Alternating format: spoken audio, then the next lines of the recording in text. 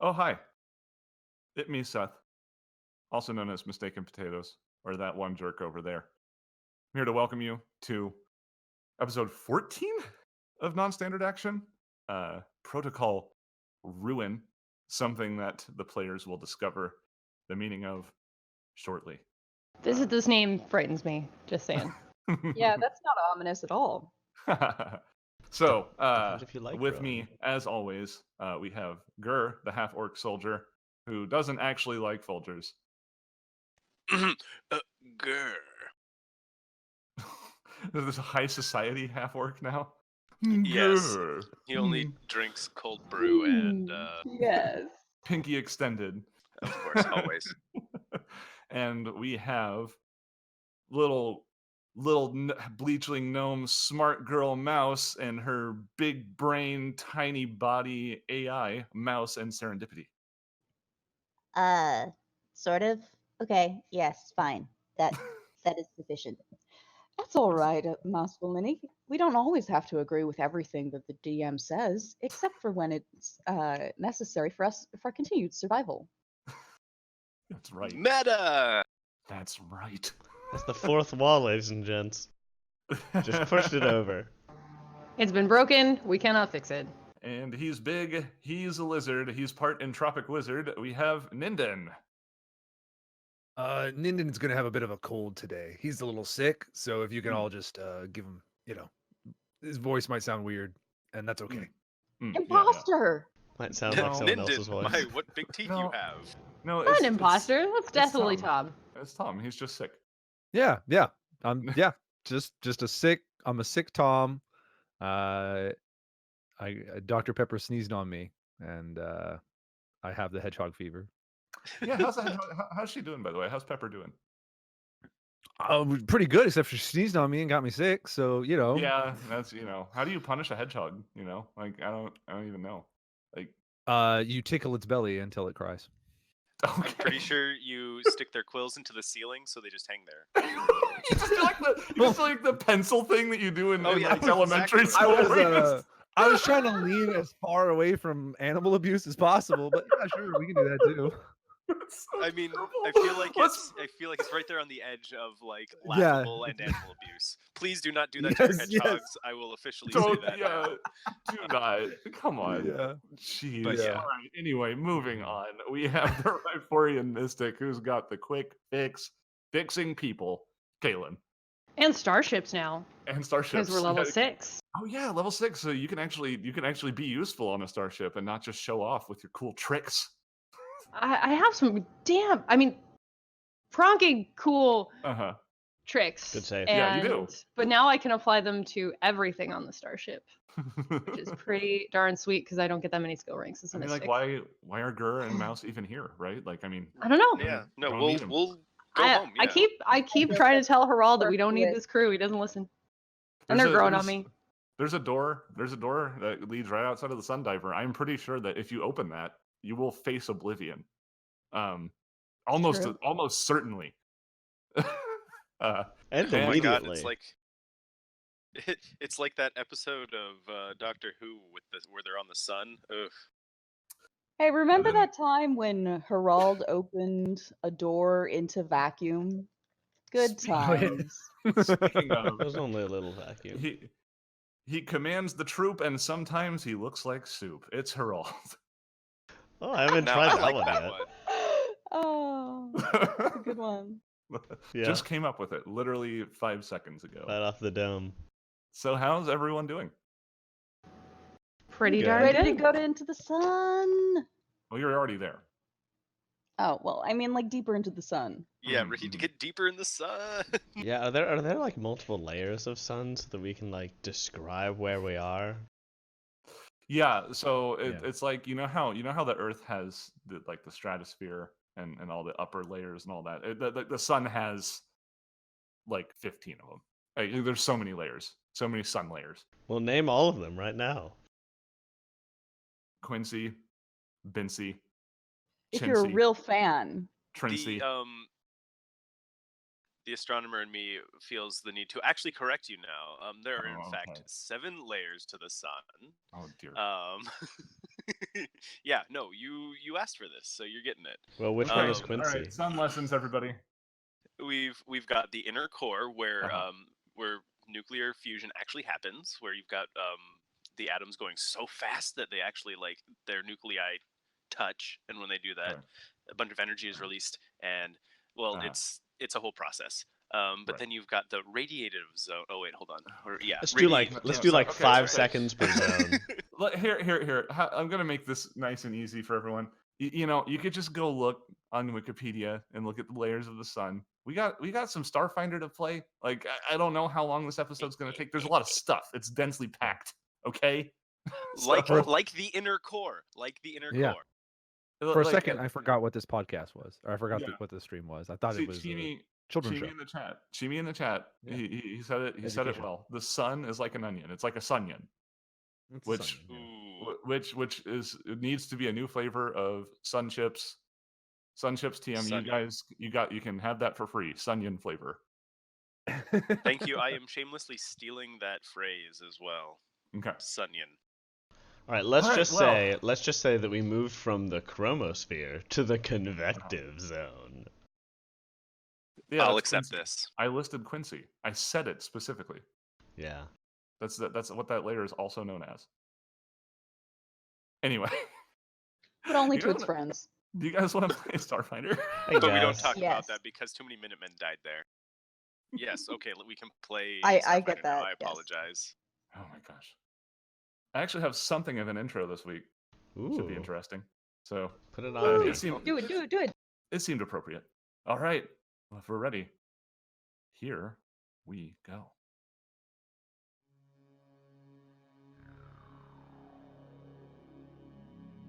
Executing protocol A53002-473. Protocol has reached age limit. Retrieving new protocol. No new protocol available. Resuming. Executing protocol A53002-473. Protocol has reached age limit. Retrieving new protocol. No new protocol available. Resuming. Executing protocol A53002-473. Protocol has reached age limit. Retrieving new protocol.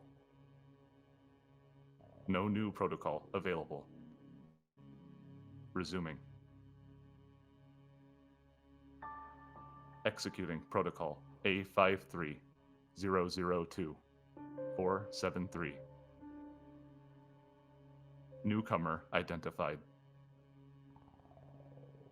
Engaging subroutines. Damage report. Main tread reduced to 74% efficiency. Exterior integrity compromised. Power surge detected. Processor reduced to 30% efficiency. Data loss detected. IFF emitter corrupted. Emergency protocol engaged. Reporting to core.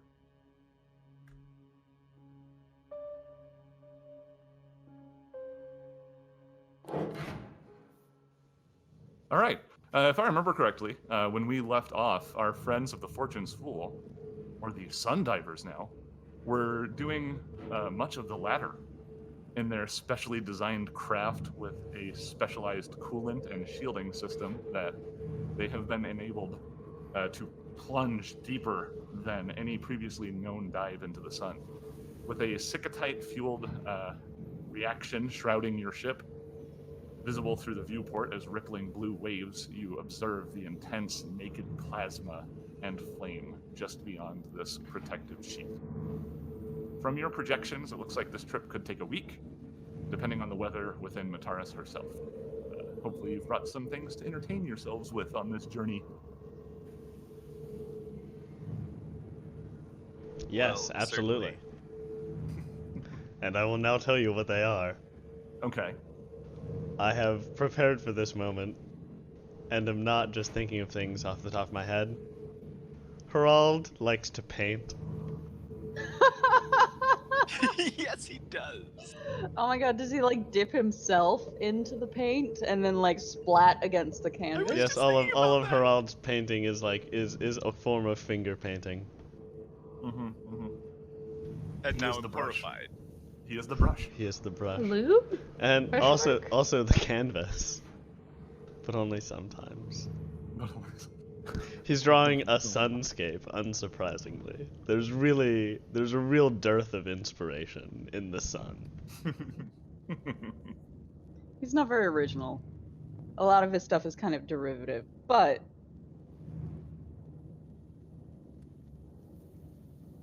But yeah, so Caitlin brought racing games. oh, just sitting in a corner with like a little VR headset on, just racing around. Yep. That's perfect. You got to stay in practice, you know, for Mhm. the team. gotta No. keep your times down. Yeah. So energy isn't really an issue here.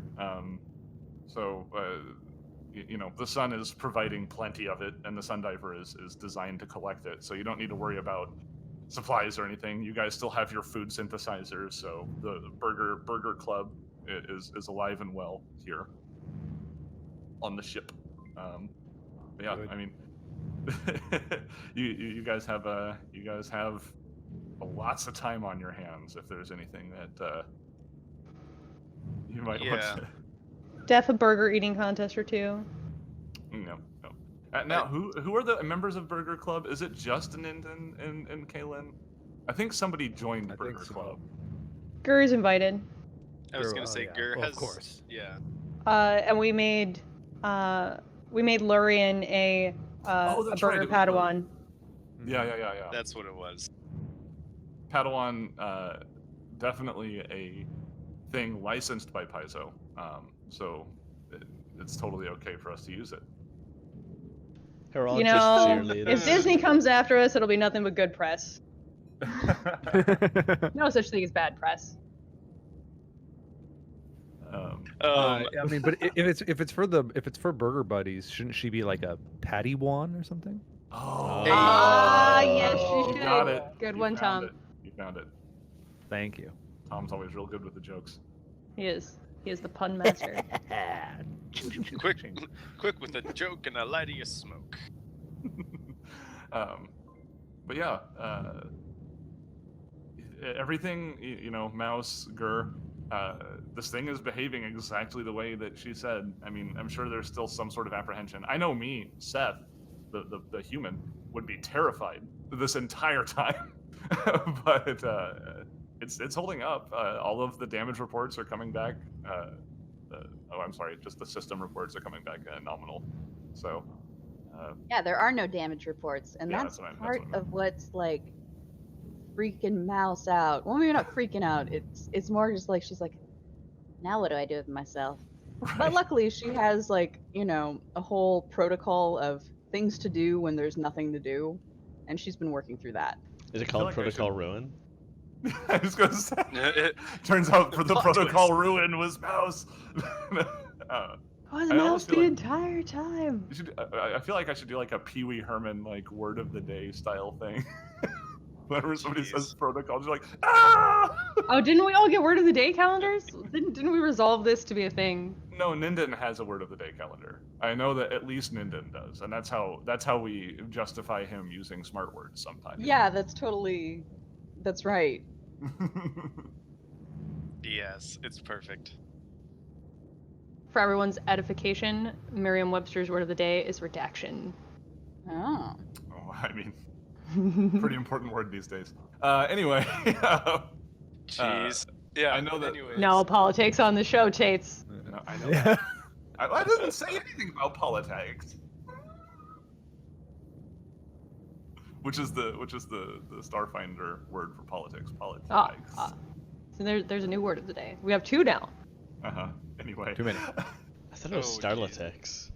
It's pretty easy to imagine like Leaf Gur, Mouse, and Ninden is also having some sort of calisthenics routine that they go Oh, through. totally. I mean, like, Absolutely. basically, if you put Mouse into like an isolation cell, she would just continue her same protocols as always. Given what she's got access to. There's cardio, there's strength training, there's working on trying to update Serendipity's personality cores, although for some reason she's getting more and more resistant to it. It's kind of becoming a bit of a thing, but I won't go into that. Right.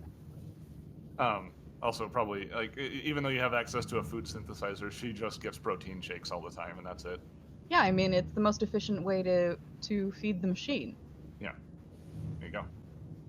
It's just calories. Like, why? The who machine cares that about, is her body. Who cares about flavor? You know, who needs it? Nobody. You just need the Hey, calories. There are a lot of wonderfully flavored protein shakes. Oh yeah, I forgot. Tom is the fitness expert. I forgot about that. Yeah. He doesn't mention it much. If You know. He really doesn't.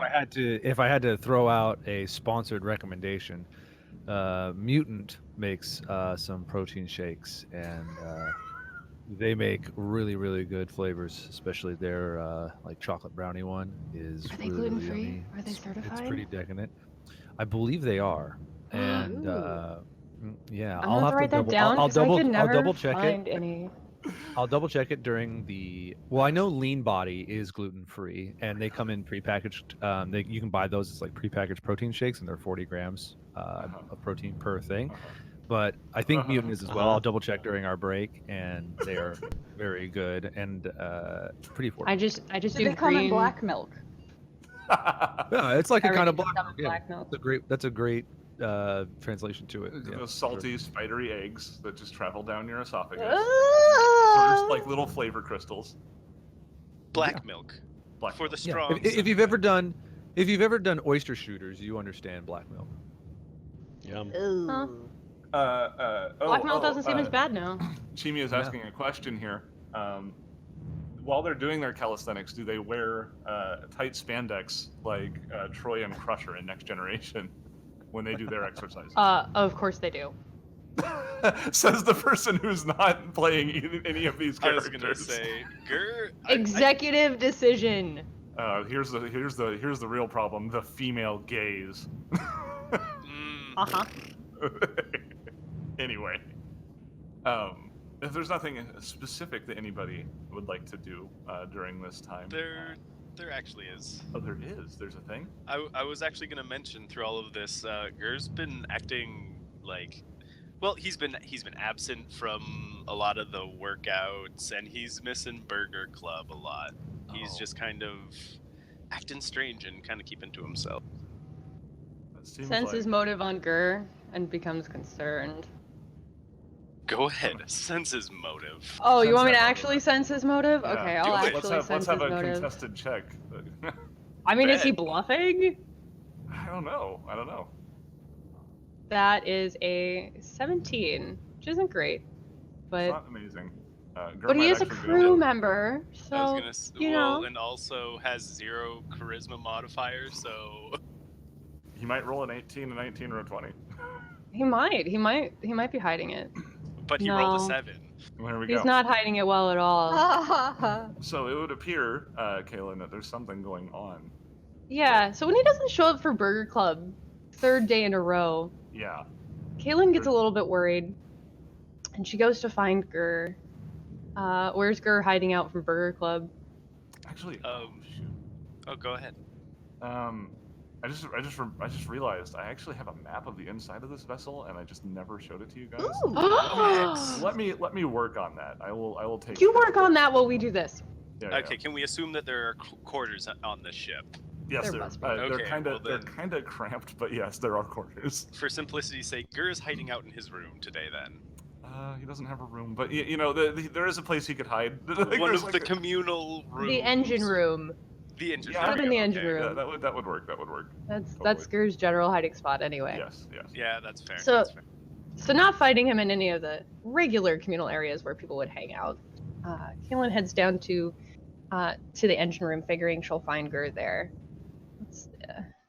What's he up to when she gets there?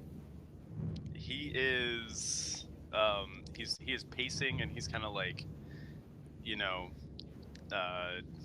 just kind of muttering under his breath about stuff, random not.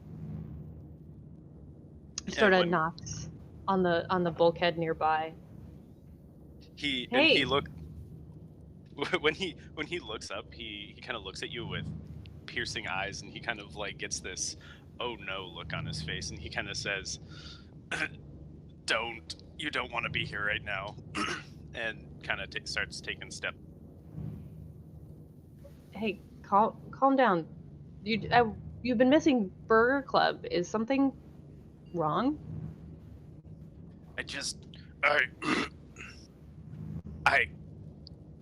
You're and he looks like he's trying to say something, but he's really struggling for word.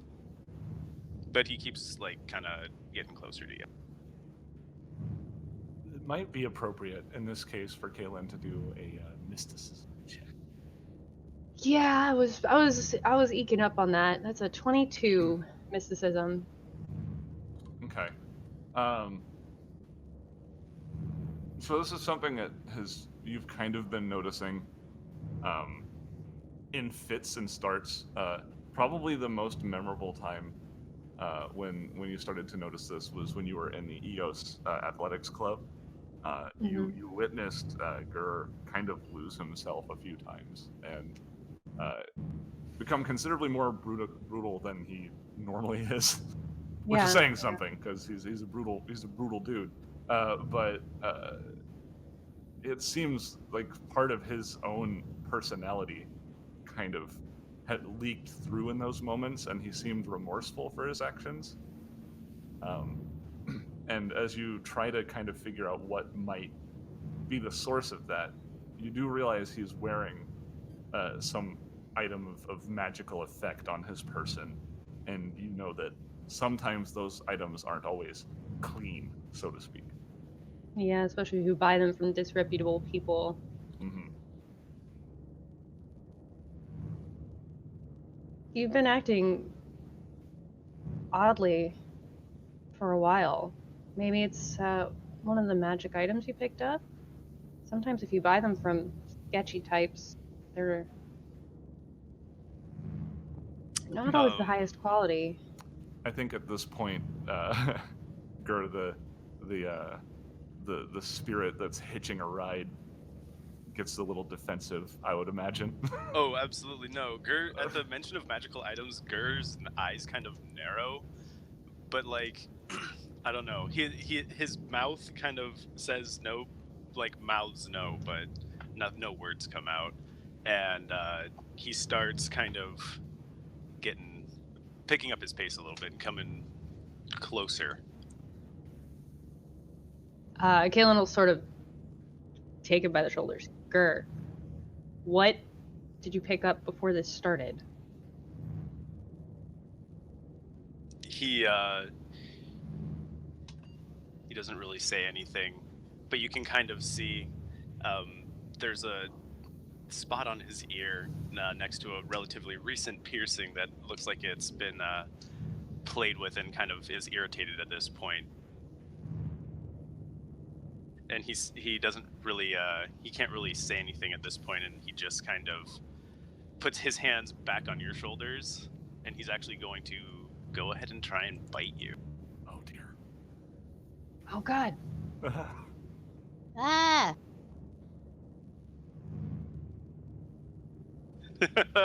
Oh boy. Does a You're 22 rude. bite you? And Oh my God. yeah, it meets. Jeez. So Wow. Okay, look at the AC on Kaylin. Hold on though. I guess it would be a surprise attack. Yeah. So he bites me so rudely. yeah. Do you no, like Gur shout? kind of like, yeah, he kind of doesn't really do anything. Like, kind of makes like he's just gonna make eye contact, and then just like his face gets all like contorted, and he lets out this really weird growl, really loud, unearthly. Probably you can hear it through the entire ship, and just bites Kaylin on the shoulder. Just sort of taken aback by this for a moment, but then it sort of clicks together in her head that that's definitely the thing that is wrong. Herald arrives. That quickly? As No. I mean, grappling sucks. Can I grab it and pull it out of his ear though? Oh, I'm trying to think of how we could. I mean, There's you no would way I'm gonna definitely- actually you would pull it off definitely with lose the a grapple rules. fight with Gur. I You would will, and that's the definitely thing. lose. But can we like rule of cool it Well, for the sake of the scene? let me take a look at Kaylin's character sheet here, because I'm thinking that perhaps there might be a thing. Oh, never mind. Big no on that one. Oopsie. I mean, I could hurl a force disc at his ear and cut that part of his ear off. You do have another spell that's a little bit more precise than that. I could magic missile it. You could potentially magic missile his I ear. have combat casting now. You could do it. Oh no, I don't have combat casting yet. You would figure an attack of opportunity, obviously, but I could. Well, I mean, I also have agile casting. So what I'll do is I'll move away. I'll Okay. magic missile that thing just to, because I imagine if I aim my magic missile at just above an earring, I can just knock his earlobe off, and then I'll run up and I'll grab the earring off the floor, before he could react, because I could do that now. Okay. Is Gur gonna? How does Gur react to any of this? I mean, Well, as it happens, as he loses part of his ear, he howls in pain and like kind of falls back, grabbing at the side of his head. I don't know. What's Kaylin doing with the ring? Kaylin will look at it and probably, with her mysticism being as high as it is, yeah. figure it out pretty quick. Yeah. This is indeed the thing.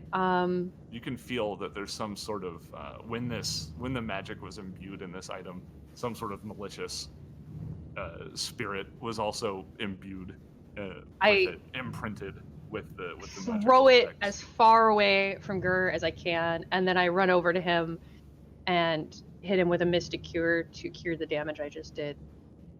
Gur, are you okay? What?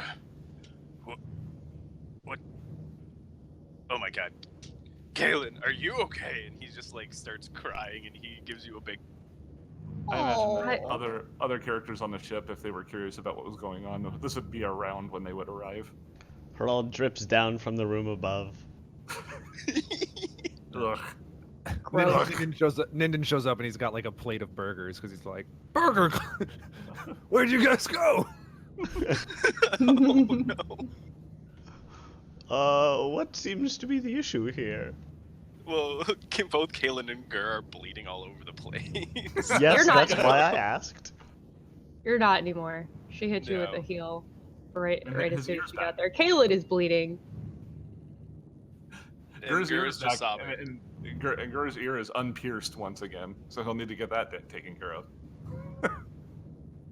Oh, hey, yeah, side note, real quick. Something we didn't consider, all of his piercings closed up when he got over-cured, too. Oh, that's true. Oh yeah. All right. Anyways, that's beside the point. So, yeah, Gur is just sobbing.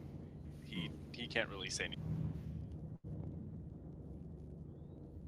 It's okay. Gur, it's gonna be okay. We fixed it. We'll throw that thing out of an airlock.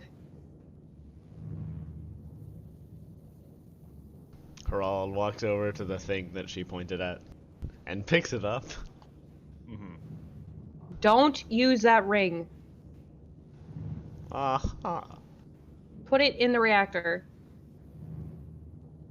Since we don't have any airlocks. I believe there's an airlock, actually. Yeah, it doesn't seem especially. I guess we could put it I out don't the think you airlock would into want the to do sun. it while you're in the sun. Right, Probably. right. Let's put it in the reactor to make sure no one. Yeah.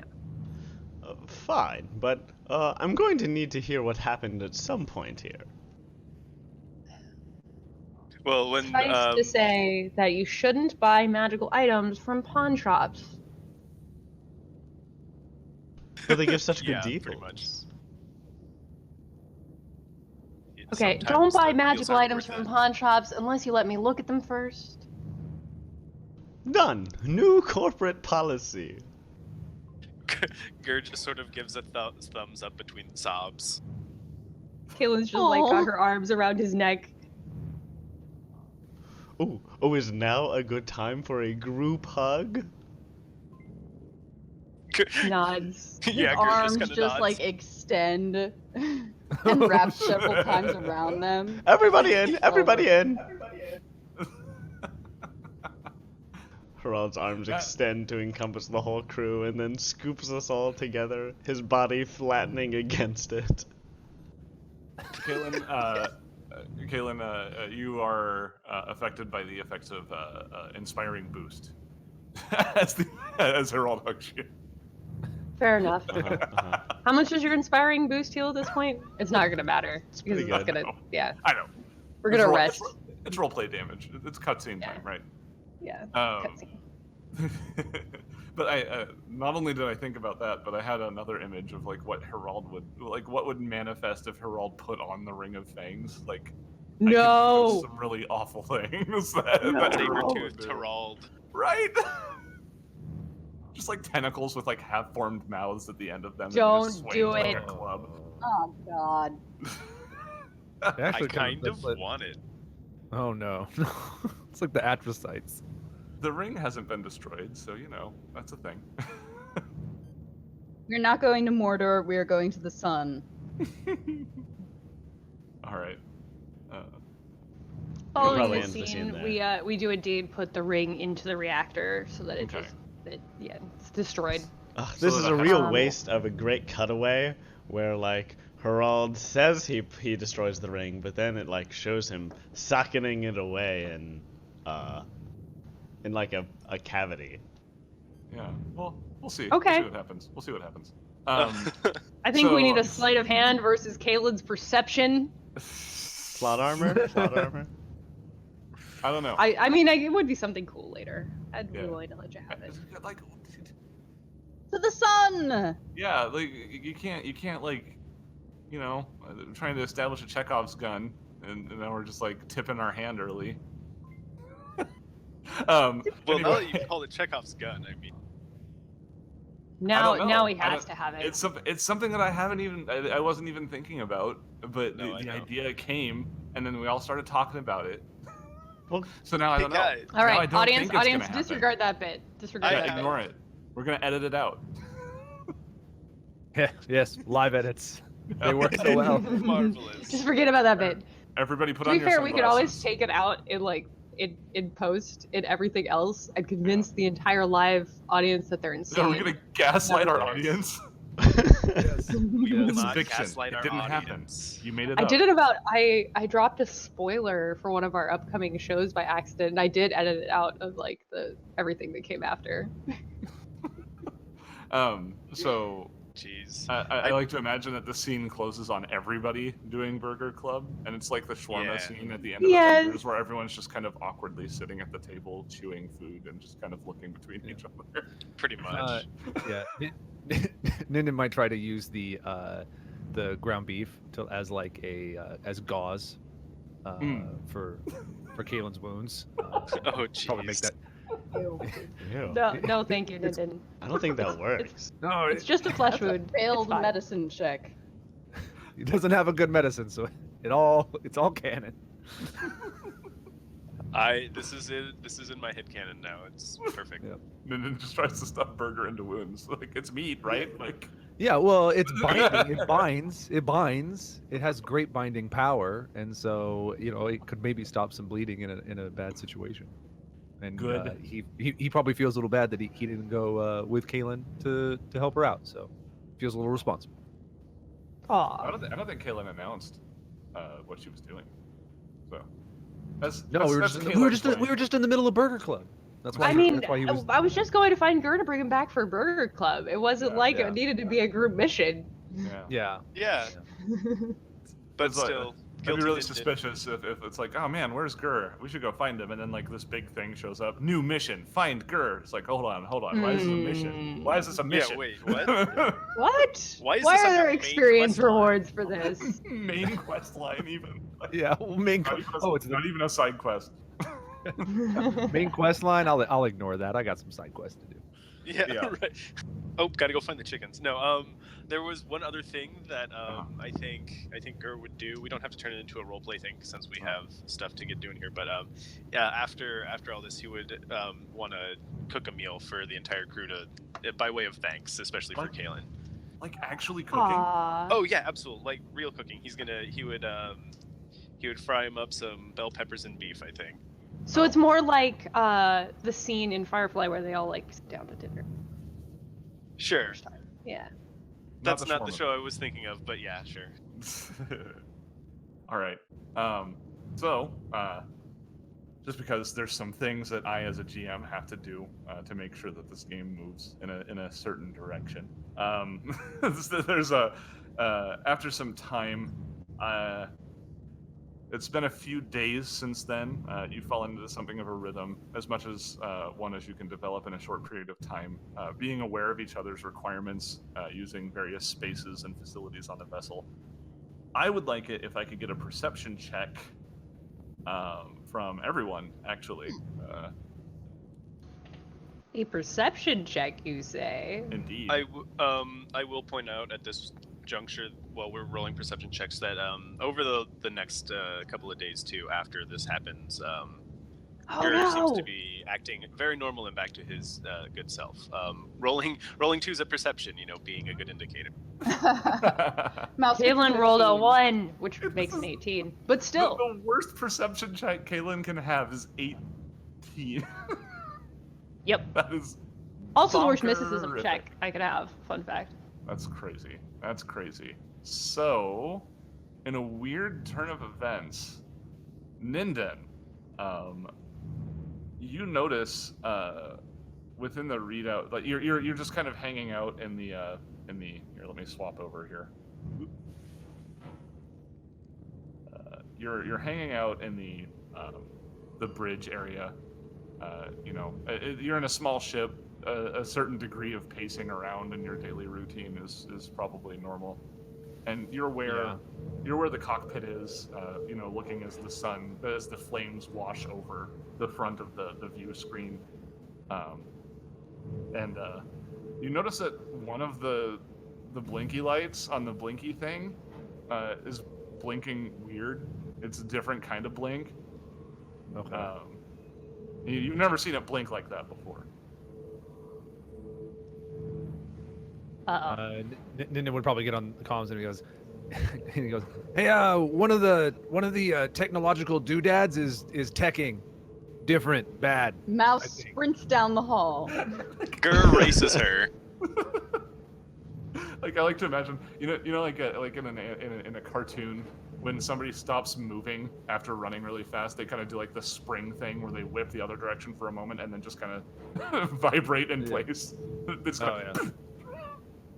I like to imagine that Gur almost gets there first, but he's standing there with his legs open, and Mouse just kind of slides through them. Oh, she Gangnam Like- styles him. You see Ninden and he's sitting there and his face is like 2 feet, not 2 feet. I'm gonna say like 2 inches from the blinky button thing, and he's just staring at it like he's trying to sense mode of the button. Like He's spotting like a dog, basically. yeah. Yeah, and his tail's twitching, curiously. Oh boy. All right, Yes. which one is it? All right. So Kaylin will head up that way as well, Turn check. although not as comically as Mouse and Gur. Just a few seconds ago, this button started doing this light started doing light things that it never's done before. I don't know what it means though. So when Mouse and Gur start to take over for Ninden's vigilant perception check, you start to notice this on the readouts that you've had some training to interpret. There's an energy signature that is different from the burning plasma around you, and it seems to be, just from your experience on spacecraft, lining up alongside you and matching speed, almost as if it was on an interception course. It's Uh-oh. it's about a kilometer or so out, but it Is looks it a to be space? getting Is it a closer. sun whale? There's nothing clear about it. It's a strange energy signature, the likes Huh. of which you have not seen. Mouse, Alright, can you give power that up. a scan? Power up our shields and warm up all the weapons on this drill. Oh dear. All right, engineering check. Gur runs to the engine room and will provide an assistance with that engineering check. That's a Okay. 34. Okay. I can't not assist, so she gets an assist, auto assist. Okay. So is the idea to like boost up the shields here, Oh, I thought. or what are you doing with the engineering? Scanning would be you're computers. Scanning. Okay, yeah, it would be computers. Oh, okay. Well, I can do that too. Actually, since it would be the same, can we get that roll? Can we keep my roll? Yes, that's fine. That's fine. Thanks, Dad. So, Mouse utilizing the computers to try and ascertain exactly what this thing is. It's useful, but at the same time, it also isn't, because you are starting to define what this object is, but what this thing is indescribable. I don't know if you guys are aware of like the descriptions of like actual like biblical angels, but it's a Did thing we? with many wings and Did you use strange. that? What's up? Can you use these kind of descriptions in Starfinder, or did we step into a Call of Cthulhu game? Look, Oh no. look. I'm just. Wings and eyes and I'm just taking all these- sorts of. Undescribable? Look. So you gave me you let me be in charge of this game. I did. Yeah, we knew what I we were getting did. into. I'll hush now. And the book gave me things, and then I took the ideas, I put them through my lens, and then I am projecting them into the game, into a form that I think is more interesting and fun. So that's what's happening. So yeah. But, Just every time I Step hear that up. something's indescribable, I'm like, oh god, have we stepped into a Call of Cthulhu adventure? Oh no! Anyway, so as this thing starts to take shape, and you can all kind of see this on your screen, it's got many wings and weird protrusions. It almost looks strangely. It's somewhere between like an insect's exoskeleton and like a bone structure, and it's a being of pure energy, and it appears to be approaching the ship.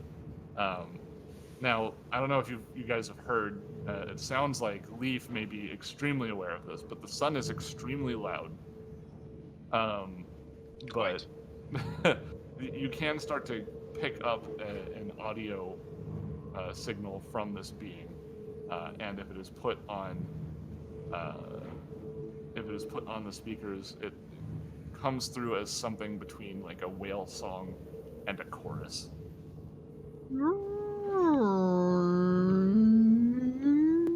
As it nears us, I didn't know you is it spoke well.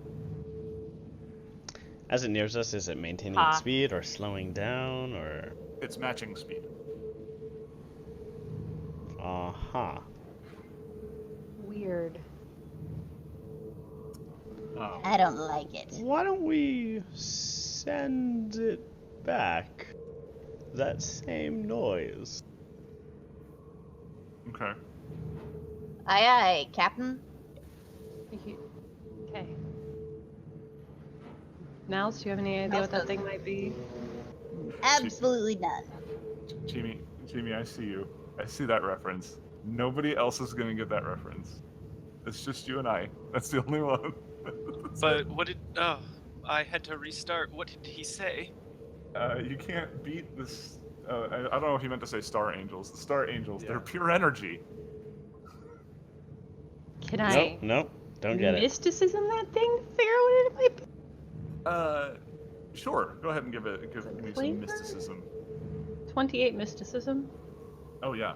So you've never seen this before, but just kind of based on its configuration and where this thing is living, ostensibly, this is some sort of either a planar being of fire that's currently taking a trip into the Pact Worlds through the sun for some reason, or another.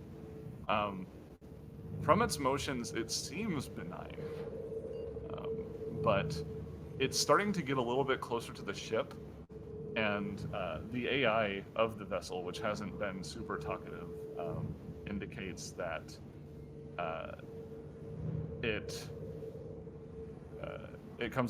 basically comes over the intercom and says, "Warning, I am detecting a source that's draining the shielding of the vessel." And at this point, there's an alarm kind of starts to sound. And now you can indeed confirm that the shields are starting to slowly go down. All right, wants let's to check and see if there's anything he can do to slow this or just reverse it if possible. or maybe I go tried in the to opposite assist. direction. All right, so let's do a thing here. Okay, I was about to ask for an engineering check, so that's good. That's a 34. Okay, and an assist from Guru, it looks like. So you can you know that if the shields go down, it's gonna be bad because the Sikatite reactors use the shield in order to maintain the sheath that protects you from the sun. So keeping the shields up as long as possible is definitely in your best interests. And you find some non-essential systems that you can start diverting power away from in order to maintain the shield's power. So you get the impression you've bought yourself some time to try and figure out a way to handle this issue. Good. Kalen, can you think of any way to communicate with it without knowing its language?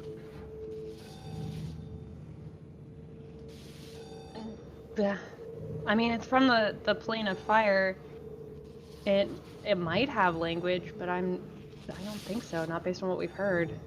Ignan? Isn't Ignan all about the plane of fire? It is, yeah. All right. I guess I guess I'll imagine that we have some speakers on the outside of this drill. I mean, And not speakers on the outside. You can transmit communications. I mean, there's probably speakers, but I don't know how effective they would be in this circumstance. Yeah. Sure. If like it is communicating over some frequency, we can communicate over that same frequency. In Ignan. Well, it's not so much that it's communicating on a frequency. This is more of an emission that was picked up by Mouse that she was putting over the speakers. It's like a sensor picked up a noise and is being interpreted. Well, then I guess on all frequencies, I'll say, hello, good to meet you. You seem to be draining our shields. Could you maybe keep a minimum distance of, 10 space units, please? There doesn't seem to be a reaction from you speaking. However, I will allow you to make a sense motive roll. It's at 21.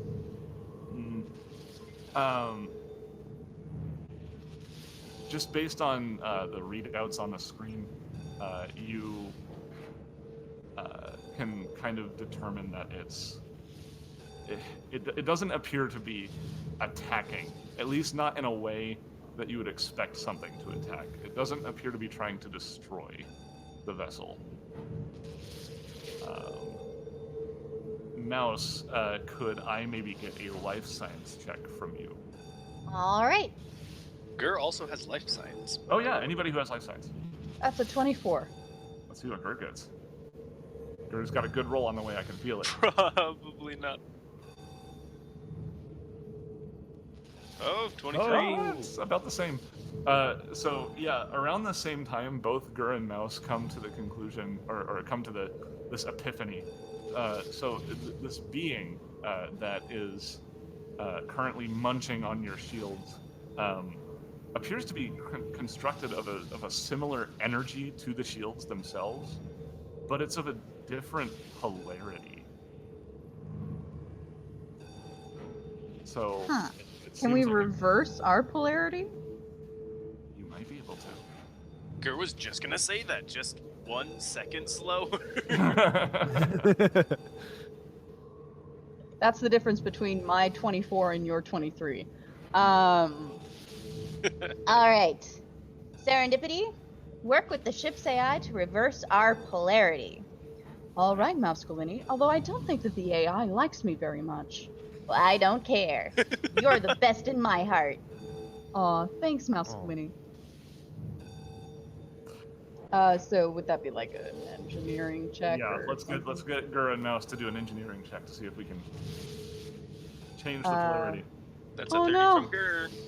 Ooh. Mouse rolled a 2, so she gets a 17. Right. So, The AI really don't get along.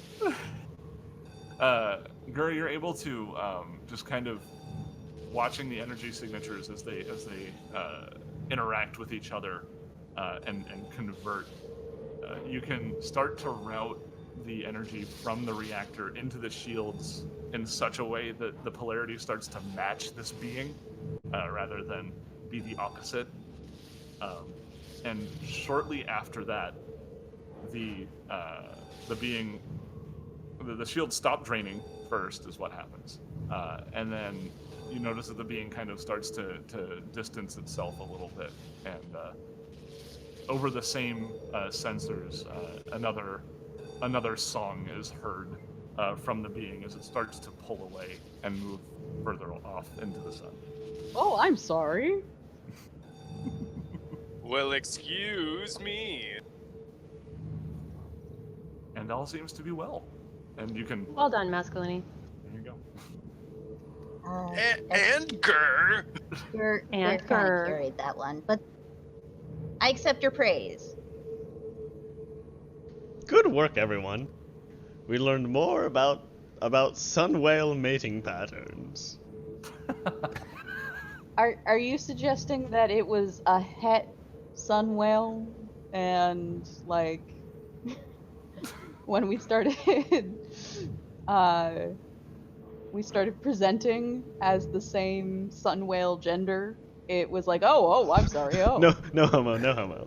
I'm shaking my head. Oh, my head is shaking so much. No, all right. Yeah, I kind of want to throw up right now. Also, Is that okay? Can I do that? Good job, Ninden, noticing that the blinky was blinking different. Yep, it all goes to Ninden for noticing the different blink. Absolutely. This is what he's there for. No, it is not. But that's okay. I don't have much else to do on a ship, so I'm just gonna stare at buttons. That's about it. I can just imagine that, like, after this, like, for the rest of the trip, Ninden's gonna be sitting mostly in that room, and whenever something seems to be blinking differently, he's like, "Hey, mouse!" It's gonna be he's just Different gonna hit lengths. that same button. That's Yeah. just that same light, that same frequency. Yeah. So, unless there's anything anyone else would like to do, the rest of the trip is fairly uneventful. Thankfully, it's pretty much just that one weird sun creature that came and started drinking on your shields. Rude. Thirsty sun creatures, am I right? So thirsty. Yep. Sun thoughts. Sun thoughts? All right, yeah, Like no, shower No. thoughts. not analyze it. Let's keep going. No. All right. Is there anything else that anyone would like to do before we move on to the next scene? Good. No. Nah. Advance No. that plot. Gur's a little Advance RP'd the out. plot. Yeah, a little RP'd out, a little too much No, RP. never enough RP, but let's keep. Yeah, that's a good point. We do have. Unfortunately, we're not just entertaining ourselves here. We do have people watching. But I want to stroke my ego some more. Your ego doesn't need any more stroking. That's a very solid point. I refuse to respond to that comment. You just did.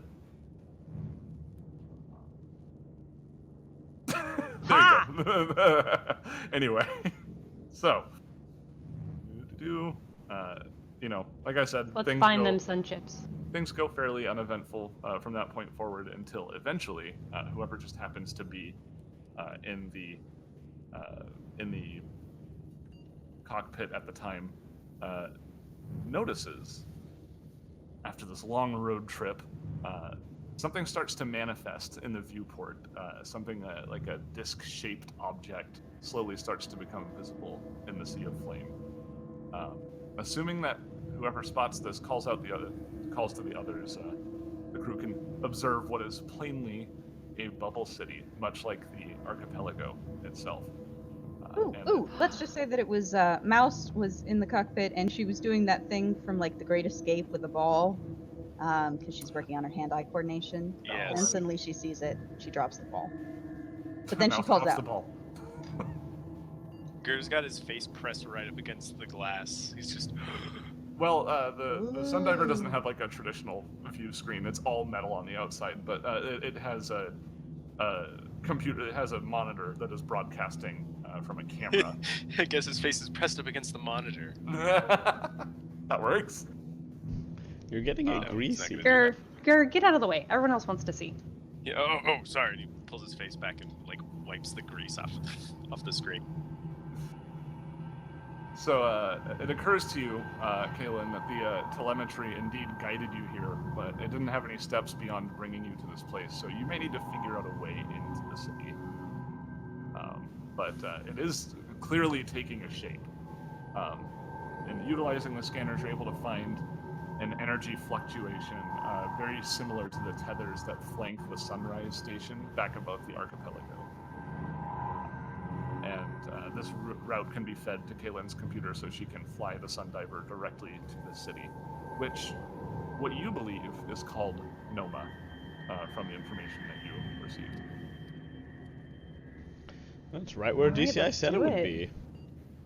So I take it Kaylin's just gonna follow this pathway. Yeah, barring any unforeseen turbulence or anything. Rocks fall, everyone dies. No. No! Where did those rocks even come from? Sun rocks. Sun rocks Good point. in stereo. Can you imagine how God, what density of a material would be required to not melt in the sun? Leaf. It's physically impossible. That's why there's nuclear fusion. Is it fusion or that's why there's fission? plasma. So fission is when molecules are divided. Fusion is when they're mashed together. Gotcha. Okay. Yes. Science. Anyway, as you approach the edge of the bubble, there's a sudden warping of the edge of the bubble. It almost seems to reach out to grab the ship.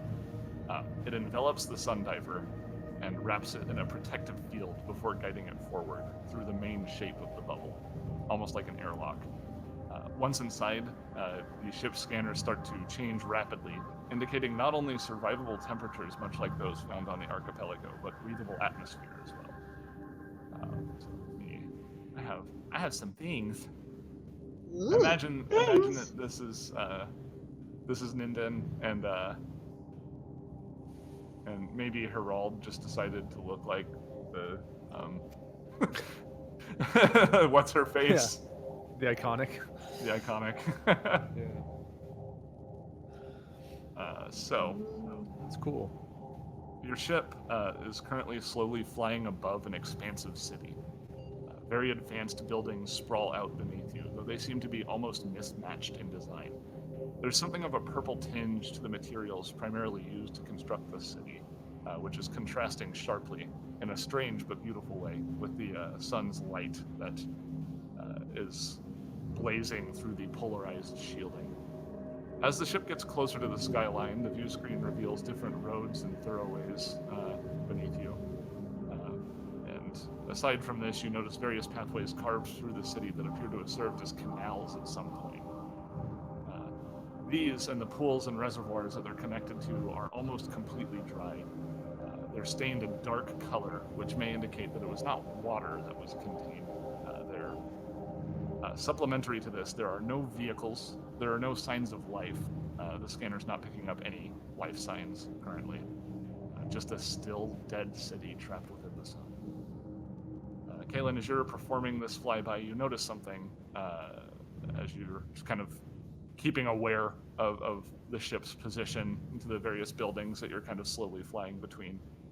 There's a multi-tiered building up ahead that appears to have scorch marks from a vessel that landed there previously. Normally when one lands, they would perform it on pads specifically designed for this purpose, but when you land on something not designed for it, it tends to leave marks like Scorch that. marks. Yeah. Mm-hmm. If Mouse and Gur might like to focus their scanners, they can maybe determine something. Engineering. Here we go. Or computers. Scanning is computers. Yeah, it would probably be computers in this case. Well, actually. Gur doesn't have computers. And Gur rolls a 1, so I'm going to assume that like Gur, like he's too busy like looking at this new discovery. Oh, absolutely. And like somewhere in the back of his head, he's like, "Oh, I should do something," and he just kind of like reaches over and starts like fingering at some buttons while looking at the view screen and not at what he's doing. Not even really doing that. Yeah, I will point out at this point that he is, in fact, I don't even remember what you call that theme. The spacefarer. There we go. Yeah, spacefarer. So he's just super obsessed with all things like this, especially hidden cities inside the sun. That's kind of his. Pretty crazy. Yeah. It's why he left, or one of the things that helped him find a purpose when he left. What's the name of the bad? Apostate. Apostate. Yeah. That's the one. Evil naughty planet. Yeah, Mouse. As you use that, Mouse gets check, a 20. Yeah. The energy readings that you get from that scorch mark would agree that not only did a craft land there, it was somewhat recent. Specific time frames are hard to nail down, but as abandoned as the city seems to look, it appears someone has been here just before you. If you would like to find a place to touch down, you figure you can probably land exactly where that previous vessel did, or there's a nearby plaza that has a big open area you could settle the ship down on. Captain? Bring us in. That isn't that surprising if someone else was here, right? Because someone else received the same data we did. True. Should we put down where they put down, or in that plaza over there? Let's go down where they went down. I want to see what they wanted to see. All right, bringing us down. Okay. Let's see. Oh, I need to find where all the players are. One sec. I gotta move some tokes. Gotta move some tokes, you guys. I had a joke, but I toggled mute and then it vanished right out of my brain. The joke left. It just left. It pieced out. That sucks. Yeah. Bye, joke. Jeez. Gur, why did you jettison all of our toilet paper? Well, you see, it was before my ear. Yeah, it was before that. Logs say you Blame the did evil just ring. now. Look, I'm not proud. There was a space arachnid in the store of toilet paper. As big as my hand, I swear. It was as big as my hand, and well, I jettisoned it because I didn't want to deal with it. I do apologize. Oh, well, a space arachnid. Can't have that. All right. So as you touch down on the top of this building, and exit the vehicle, who is it that's going to be the camera person here? Like it was Herald trained to use the equipment, right? Yes, it was. Yeah, Sure. yeah, it's Herald. All right. So Herald's got the handy cam, or what is it? The steady cam. Shoulder All right. mounted. Remember, Yep. remember, Captain, you need to maintain a spine while carrying that. Don't worry, I developed a second spine just to support the camera. Camera's got its own spine. Oh. like a weird Make ass him rig all on his own. like a very strange tripod. So yeah, this obviously isn't what the Sundiver looks like. We're just using this ship as a token. And it's taking up space on the roof, but you can walk under it and stuff. But I guess that would probably be a little bit difficult in terms of how Roll20 functions as a program. As you were touching down, though, Kaylin, you did take note of something weird about the building, or anybody who was paying attention to the new screen. It has a very interesting shape. You're not really certain what purpose this design could serve, but as you're trying to figure it out, you notice that there are various handholds and other surfaces that would make the structure quite easy to climb. Weird. It's almost as if like the sides of the building have a uniquely large amount of ladders built into the structure itself. Did somebody say climb? Yeah, right? Climb champs. Climb champs 1 and 2 here. Yeah. I'm like sure to show that on the camera and say, I suppose we don't know anything about whatever race constructed the archipelago and presumably also this city, but maybe this means that they climbed natively. Perhaps. You have to climb real good in order to make a sun city. It's a well-known fact. Yeah. Yeah, that's weird. Climbing, You're right. it's part of sundive. So, the top of this irregularly shaped building has been scorched, melted, and scored. It's clear that a starship landed here now. That you're looking at it. I'm sure Herald is capturing this evidence. On further investigation, it looks like violence followed. What appear to be the remains of small robots, like arms, torsos, heads, and treads, are all scattered across the rooftop. And Don't look, serendipity. To the northeastern corner of this roof, there is an open hatchway. If anybody who has a physical science check would like to make one Sure. while observing the scorch marks, feel free. Why not? That's a 14. Mouse rolled a 1. That's a 16 from Gur. Minden has a 19. Do note that there's a reduced DC for to recall knowledge about strange new worlds or features of space. Okay. Yeah, in that case, I think Gur, you just get it. So just based on the material that's left behind from these scorch marks and their age, you can use some sort of analysis device that you have on your person, almost certainly, and determine that not only was this other visitor recent, it can't have been more than a week ago. According to my analysis, it looks like these scorch marks are less than a week old. Well, all right. Let's see where they went. Everyone keep on your toes. We don't know if they ever left. Although I guess they probably left since their ship isn't here anymore. The hatch I was describing before is up there. So actually, before you get quite that close, scoot back just a little bit. Just a little bit. There you go. That's Minden scooted back a little bit. Scooch back. Just a little bit. Something emerges. You hear a series of clicks and whirs and clangs getting louder, approaching as what appears to be a drone of some sort. Similar construction to the robots around you comes out, and it looks like it's on a war path. Oh. Holy cow. I love kinda how it's cute. like a rhino beetle with a gun attached to it. Yeah, it's a gun beetle. Minden sees this and he turns to Gur and he says, "Oh, is that the arachnid that you saw? That you jettisoned? Is that it?" Yes! Ah, that's actually a pretty scary looking thing, I understand. I told wait. you! There's something I forgot to mention. Roll initiative.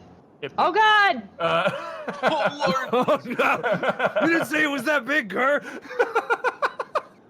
We need to work on your descriptions. We really need to work on your descriptions. About as big as my hand. I said that right.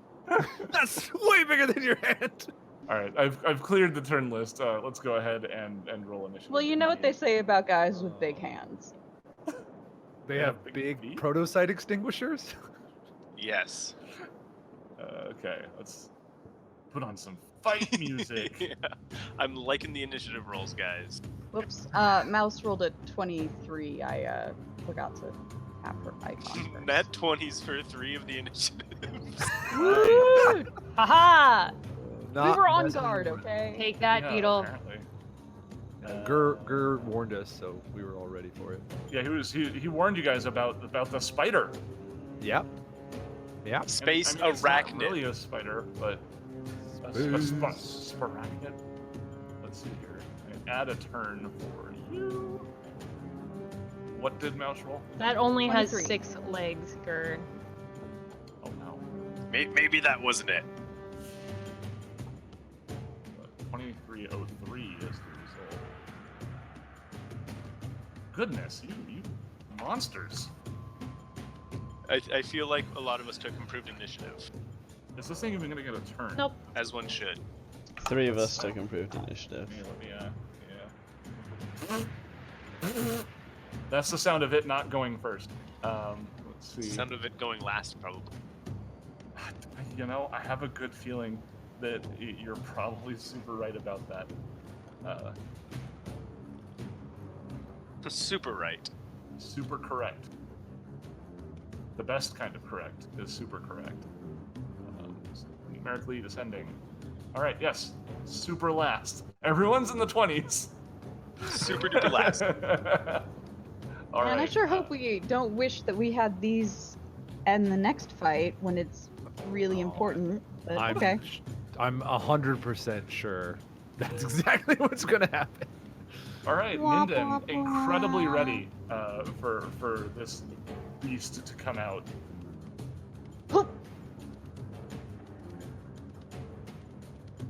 All right, well. I know, Tom, you're really familiar with your character sheet, but yeah, I'll give you some time to look it over and review it. So you were nice enough that this when this thing emerged out of its hatch, it's right next to Minden. So Minden Yes. doesn't have much to do. I mean, he's already set up, and maybe as it's coming out of the hatch, he tries to immediately. He's not asking questions first. He's just immediately setting upon it with a double attack. Let's just do a full attack right here. Full attack. Are these entropic strikes? These are going to be entropic strikes. Yeah, we're just going to give it a. We're gonna try and we're gonna punch it and then we're gonna headbutt it. How about that? Okay. That's very on brand. So that's a natural 20 on the first Woo! attack. And then is a 23 gonna hit your EAC on the second attack? Yes. Oh my god. Okay. So Good I fight, think we everyone. Good determined fight. I think we determined that Minden's attacks, since there's no like entropic strike sound effect in Sirenscape, I'm just gonna use grenades. Okay. Oh, I like. That seems accurate, considering that was 47 damage. Dang. Yeah, Yeah. that's nutso. That is a crazy amount of damage. Yeah. So. Yeah. That's all. That'll be Vanguard Ninden's. OP. That'll be Ninden's turn. Yeah, nerf Ninden. Hashtag nerf Ninden. Please don't. No, Please, no, please. don't nerf Minden. Leave Linden alone. Linden, leave Linden alone. Leave Linden. Leave Linden alone. And Ninden too. All right, Gur, you just watched your best friend beat the ever-loving pronk out of this thing. It's Nice. Its mechanical, beetly body sways violently. That's as it gonna be- recoils. That's going to be all acid damage. He sees something that's Okay. metal, looks very metally, so he's going to maybe that. Actually, Or- ooh. In that case, Or I just made a mistake. I'm not sure. I'm never. It's really annoying how a lot of these monsters are statted out because it says construct immunities, but it doesn't actually detail what that is. It wouldn't. yeah. Construct immunities wouldn't give it. There are not going to be. There's no damage immunities resistance to. or weakness. Yes, yeah, so, under that. It's something construct- else. It's like sleep and stuff like that. I think right? constructs might be immune to critical hits, though. Got it. I don't think Here so. are the construct immunities. Bleed, death effects, disease, mind affecting, necromancy, paralysis, poison, sleep, stunning, ability damage, ability Nothing drain, about energy crits. drain, exhaustion, fatigue, negative levels, I think atomic damage, constructs any haven't been effect that immune. works. Constructs haven't been immune to crits since 3.0, I think. Oh, so And any so effects that crit require doesn't a actually do fortitude that much save. damage? No, it does. No, does. it does. They're Okay, not immune to okay. crits. You can crit Okay, robots. Okay, good. I'm glad. That said though, You're so happy. You're so happy.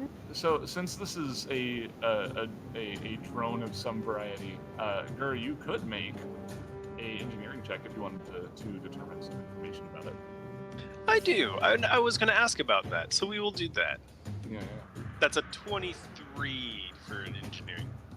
Okay. Not the greatest, unfortunately, but something that does occur to you while I try to figure out exactly how much information I can give you from that. This looks a lot like an anisite from Avalon. Yeah. Like a lot like one. It's made out of a different material, but the design is similar, all the way up to the red cross eye. I believe what you have rolled will allow you to discern one piece of information about it in terms of combat effectiveness. Okay, tell me. weaknesses and such. Yeah, tell me if it has any weaknesses, I guess. It has limited flight capability, and based on its design, you can tell that it has a dependency on sunlight. It appears to be a solar, some sort of solar designed drone that requires the light from the sun to function at full efficiency. And if you could lure it into an area with shadow, which you don't see any of currently, it would be less effective. Good to know. So looks like those are solar panels on the back, guys. Maybe we can get it to shut down. I don't know. I'm gonna try this. And he pulls out his big old coolant sprayer and tries to spray coolant all over it to maybe make it less effective and do other things as well. So that's a 20-foot cone. And we're gonna spray it in such a way that it hits the beetle and none of my friend. All right, and that does. That's a jeez. 13 to hit EAC. Oof a doof. Yeah, I don't feel good about that. No. It's partly because it's still kind of recoiling from the severe beating it just received. Its strange beetle body sways in such a way that it just happens to avoid every bit of your coolant spray, unfortunately. It's also a new weapon. He's not quite used to it yet. No. Yeah, We'll figure it out. He's been shooting a lot of stationary dummies with it, but Yeah. nothing that's moving yet. It has it doesn't have the immediacy of like a bullet. You gotta lead your shot a little bit. It's weird. It's got a bulk of 3. It's kind of unwieldy. So yeah. Yeah, literally unwieldy. I think that will bring us to Kaylin. Nice. Kaylin will take a step back as she draws her pistol and fire a shot at that beetle thing. Oh wait, it just occurred to me. I Oh. didn't do a. Hold on, I think I have a cryo. There we go. Yeah, here we go. This one's Sonic. Yeah, That's I was pretty just good, doing- though. I was just doing Gers. Yeah. So yours is a Sonic small arm, right? Mhm. Yeah. I only rolled a 12 though. Probably Yeah, gonna no. miss. Both of those indeed miss.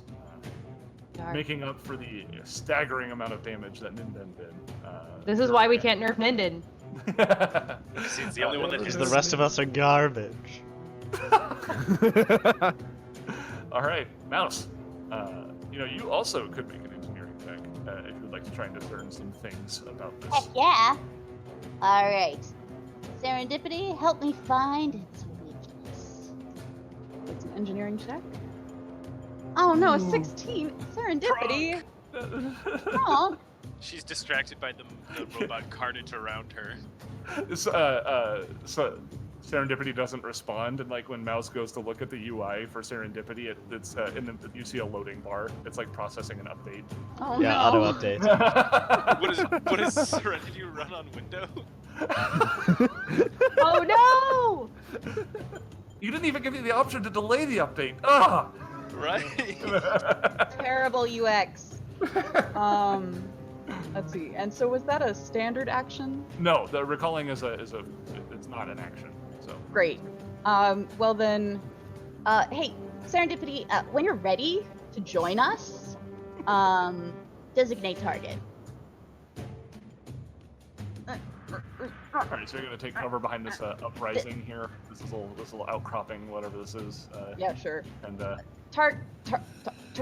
Target designated. using up all of that processing power. Man. What weapon is Mouse taking out? Oh, that's a good question. She's got a lot. She's like have you ever seen like those samurai from like anime that walk around with like 7 swords on their back? Like that's Mouse, but with guns, basically. I mean, she doesn't have that many. She's got what? Like 3, I think. Yeah, okay, 3. She's got 3. 3 rifles just walking around. Yeah, she's gonna take out her, where is my plasma rifle? I'm pretty sure I have one. But, yeah, I've got a plasma rifle. Okay. We'll go with that. I think Yeah. that will bring us to Gerald with his camera. And here we see some sort of vaguely anisite-looking rhino robot. This is a surprise. I guess I'll ready in action to shoot whoever gets attacked by it with this shield pistol. Okay. Is that all you're gonna do? Yeah, it's standard. I just throw away my move action. I use my move action to narrate to the camera. To film, yes. Crafting a story. Yeah, you have a film. It's a move action, Uh-huh. and you have to use a certain amount of film actions. Otherwise, you fail and you don't get paid. Yeah, otherwise the move But I action won't tell good you the enough. accurate amount, because like a real documentarian, you don't know the correct amount until until you get back. Anyway, It's the real struggle. your action is triggered pretty quickly because in response to Ninden's lambasting, it kind of sways and leans in, posturing before attempting to strike a couple of times with its big horn base. So, if you would like to. Yeah, one shield. All right, Ninden, you have 1 temporary hit point for this attack that is almost certainly going as it attacks twice. Thank you, Captain. You're welcome. Or maybe not? Holy cow. All right, I'm going to assume a 15 does not hit KAC on Ninden. No, Ninden just like, as he's thanking Herald, he just kind of tail slaps that attack out of the way. Like he turns around and the tail just kind of like accidentally counters the horn thrust. Yep. As you can see, the unexpected shield blast distracted the beetle. However, the second one is most certainly a hit, landing at a 27 against KAC. So That will indeed do it. as Ninden turns back around, he sees a horn going straight for him, and it smacks him square in the chest, dealing. Please hold. Oh, that's not so bad. 15 piercing damage. All right, I'll take it, and I'll take an entropy point as well. Whoa, you mean 14 piercing damage? Yes. Oh, that is sorry. indeed what Yes, it is. sorry. Yeah, sorry, Herald. Sorry. Yeah, I contribute. Hey, Ninden, it's your turn again. I'm very excited to do this. So, Ninden's gonna take a guarded step, a little bit. He's gonna get in some people's way. He's gonna get probably in Caitlin's way of firing, but that's okay. And he's gonna make a single attack on this beetle. Okay. hopefully it'll be a good one. I really want this to hit. 29 EAC. Yeah, that hits. Does All right, anything not else only is- happen? Yeah, I'm going to spend an entropy point to activate my graviton special property, meaning I get to push you 10 feet in either direction if you do not succeed at a reflex save. Gosh, what is the reflex save? The Easy. reflex save is DC 17 Okay. to be moved, but got a you're going to get to make 2 of these because Okay. I am pushing you into a dangerous area, i.e., off a cliff, off this building. Although you have a fly speed, so maybe you'll have to fall a little bit. But I want to do it anyway because it's cool. Yeah, it'll be a great shot. Yeah. So DC 17 first. Okay. If you make this, then the rest doesn't matter. Oh, 15 on the die. Yeah, it super makes it. But dang it. The force of the hit is communicated. You see Minden kind of like cock his arm back and unleash just a monster of a punch, and the beetle goes reeling. You see it like scramble on the edge of this building before it ends up skittering back into place. It did take a significant amount of damage from that, however, which I will indicate with an explosion.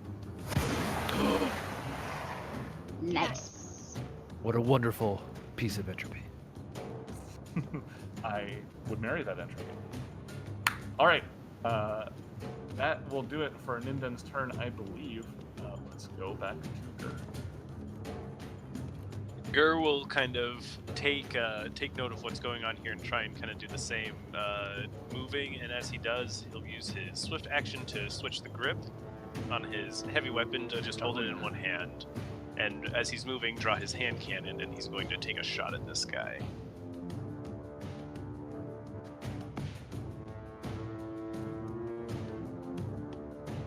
I said he's going to take there. Okay. Instead of a nat 20, he got a nat 1, so that's not going to happen. Oh, what happened just there? I'm sorry. That's the misfire that happened. That's what that was. Yeah. Oh, there it was. It went off. Yeah, I was going to say, it misfires, and then Gers goes to look down the barrel, and right before he looks down the barrel, it goes up, like, cinches his hair. No, he's not that dumb. He wouldn't look down the barrel. No. No, but it does go off in a random direction. Like, he looks at it sideways. Like, he's looking at the side of the gun, like, trying to look at the chamber, and then it goes off. You will all notice at this point, anyone who's paying attention to him, that his hand cannon no longer looks like a cobbled piece of junk. It looks polished and shiny and new. Ooh. With flashing lights and doodads.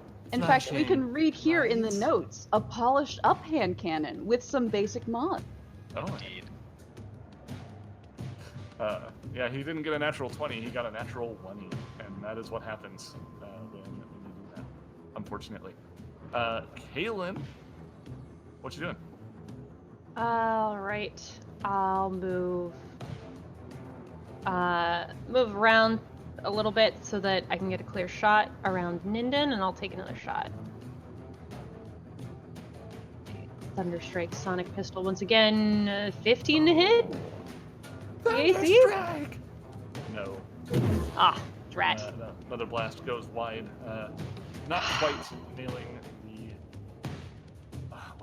what I know to be a prototype, but what you do not know to be a prototype. Spoilers. Okay. That will bring us to Mouse. Am I able to do some kind of check to see if this thing has any weaknesses? Yeah, you Or tried to do it last turn. It immunities? didn't work. I don't know if you can do Darn a it. double recall. That doesn't. I think you're only allowed 1 recall per fight. No, I think I'm probably only allowed 1. Yeah. So.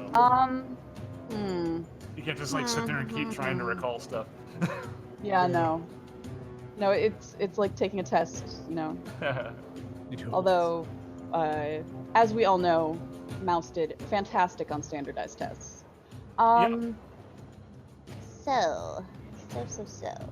She's gonna try shooting it with this fire pistol, well, not pistol, this Red Star plasma rifle, and let's find out how that works. If it doesn't work, she's got a couple of other options. I believe it's a line weapon, so you can only fire it the one time. Okay, well, she's gonna move then. Move and fire. Oh, you can shoot it from where you are, unless you would like to reposition. Nah, she'll just fire. Okay. I didn't mean to move you. Thankfully, we don't have to try and figure out the complicated line mechanics because she's just hitting one target. But Can I full attack? Yes, no? no, it's Okay. unwieldy. So Yeah, gotcha, right. That's an 18. against EAC, I believe so. Is this energy? If it's a plasma rifle, then it would be fire and electricity. So yes. That also looks like a line weapon. It is. yes. Oh man. So yeah, that actually just meets. So Woo! she shoots this angry red line of energy that goes straight through the drone. This causing- gun is like almost as big as she is. If you recall, she got it off of that one guy in Asana Town. Oh yeah! Wow, Oh, okay. that's a callback. Yeah. So yeah, you hit it and deal a little bit of damage. A little bit of damage. Does it look like it was? Does it look like it would have been more damage if it had been a different type? Like, Oh does no, it look resistant at all? you believe that it received the full efficacy of your plasma laser beam, Heck yeah! which will bring us to Herald. Herald will take another shield shot at Ninden. Do it. Ninden For accepts. 2 this Do it. time. Nice. Twice as Hey, much wait, shield. why is Ninden's stamina full? That doesn't make any sense. He took Oh, 14 right. damage. Yes, I need to track that on this. Yes. I'll deal with that next round.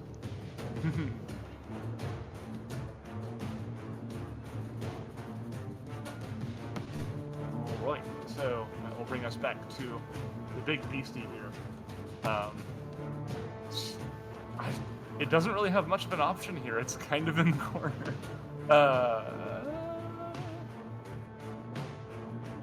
Actually, so since it sees that it's kind of taking some damage here, it's going to try to lift off. It's going to hop up and try to start flying. So, Ninden, if you would like to make an attack of opportunity, feel free to do so. Get back here. Get over 20. We've already established that that's hitting. 15 points of damage. Is that yeah, 20 KAC. Yeah, that meets KAC, so there you go. Ninden fires off his gun again. That's his arm, his bicep. Yep. And indeed, it does hit it, which puts a little bit of a wobble into its move, but it flies back, becoming unreachable to Ninden's strikes as it retreats. And the large weapon on its back powers up, and it takes a shot. Oh, that doesn't sound good. Would it keep? I'm trying to figure out if it would just keep trying to shoot. Yeah, it makes sense. Ninden has proven to be the biggest threat so far, so it's going to try to deal with it. That is a natural 20. Oh, dearie dear. Oh, Oh, dear. prompt. Why does it always happen to Ninden is my question. It's At not least always it the case. at least take it it, happens to Ninden. Better than That's true. other Sometimes people. it is Gur. Sometimes Gur gets hit by a natural 1. I'm ready for the bad news. All right. Actually, isn't as bad as I thought it was going to be. It's a 24 cold and piercing damage as this hail cannon on its back forms an ice spike that shoots straight through it. That's sure. Minus 2 shields. Yeah, so 22 damage, I believe, is what happens. Yeah. And then there's a drone flying about 10 feet up and 5 feet out from the edge of the building. How tall is the building? Is big. It was like 3 stories high. Oh, that's it? Okay. Yeah, that's it, quote unquote. Ninden is gonna jump off the roof and try to grapple. Oh God. He didn't get enough. He didn't get enough from the hotel. Yeah, we've got a running start. Oh, We can just it's in canon. We've already done it once. Yes, It goes combat. having stared a lot of height in the eye once, he's now gotten a taste for it. Yeah. Alright, I'm just gonna make because I can just make a tropic strike attack and use that as my grapple, right? I believe. Mouse makes a so. personal note to make Ninden some rocket boots. It's a good point. It's a real good point. I'm sure that would be appreciated. Oh, that's not gonna do it. That's not even gonna be close. So Ninden takes a running jump to try and hit this thing. Yeah. Dang it. Misses entirely. And as you can imagine, it's not particularly interested in hanging on to you, so it just kind of lets you fall.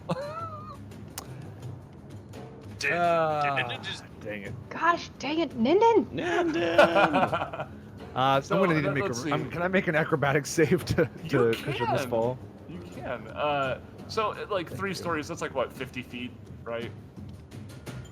Wow, most stories are anywhere from like 10 to 12, so Yeah. Okay, so like more like 40 feet. I'd say that's probably, I mean, depending on, yeah, I'd say that's probably right. That's a So- 17 on acrobatics. Does that save against the? I forget what the DC is to do that. It's dependent. I think it's dependent on how far you fall. Oh my god. Consulting the rules. That's right. Yes. We're dealing with real Starfinder here. This is what real Starfinder is. D6 for every 10 feet. Successful acrobatics save. Riveting, isn't it? Negates 10 feet. But what is the DC of that? Falling. Avoid falling damage. Let's see. Acrobatics check his reaction. It doesn't say what the DC is. I think it's 15. Yeah. 15 makes sense. Okay, so the first one will be non-lethal, but yeah, some D6 is coming your way. It's fine. I got real cocky with some of those high attack rolls earlier. No kidding. I was like, oh, I'm rolling pretty well. This might work. Okay, so 2 non-lethal, and it's going to be, let's see, 14 bludgeoning damage as you careen off the edge and wind up here. You guys just watched Ninden like jump off the edge. Like it was like, oh god, what is the name? What is that movie? Is it like The Other Guys, where it opens up with like The Rock and Samuel L. Jackson jumping off the building and aiming for the bushes, and then they just hit the floor. and they just God. they just splat down. No, Ninden, you have so much to live goes my for. hero. Maybe you guys hear from like far below. I'm all right. I'm fine. I'm sure he's good, guys. He's been through worse. So in fact, you take no damage from that first die, so it's just 14 damage. Oh, okay, cool. I'll add some back on. Oh wait, so it's 14 damage and 4 of it is non-lethal. So it's 10 lethal, 4 non-lethal. Oh my god, how do you keep? Yeah, but track you of don't all have that to stuff? keep track of non-lethal in Starfinder unless it takes you down. Thankfully. Yeah. Ugh. The only thing that matters is the last hit. The last- Which in this case would make sense because Yeah. because the non-lethal comes last, so Yeah. you would only be But unconscious. it's the first one, so I don't understand the point. Huh. I think it's anyway, all just one hit. Oh, you're right. It's from the second. Yeah. The So, second 10 whatever. feet becomes non-lethal. Yeah, Whatever. I feel like I would have to roll that. Yeah. Let's bring it back to Gur. Just count from the bottom. First 10 Alright. feet at the bottom. Second 10. Gur drops the hand cannon and steps up here and takes a shot with the coolant sprayer again. Okay. Let's see if it hits this time. Just lazily buzzing about giant beetle. Oh no! The way that its body kind of sways in midair, it just gets right out of being hit by the spray, unfortunately. That's so annoying. I don't understand why it's so hard to hit with a cone weapon. All right, Caleb. Tired of this bull flame. Let's magic missile. Oh, snap. Okay. Full round. Full round magic miss. I mean, shooting stars. Oh my god. For 10 damage straight to the horn. Indeed. So, something novel happens. That appears to be exactly how much damage you needed to do to make this thing stop moving.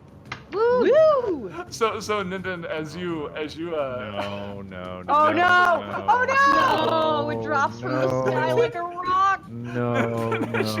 as you get up from your fall and start to take note of your surroundings, this giant beetle, as you look up to see what its status is, its status appears to be approaching you rapidly. Oh no! You want to give me a reflex save? I'm sorry, Tom. No, it's okay. It's okay. I can do something cool here, baby. Nope. No. Nope. Natural one. No Oh. cool for you. Oh man, I was riding such a high with that initial 20, and look how far we've sunk, fam. Look how far. I Sorry, believe it's I'll called heal. hubris. So, arriving next to you, well, on top of you, really, is this giant beetle. And I'm just gonna, there's no rules for this, so I'm just gonna roll its fall damage, and that's what Ninden's gonna take.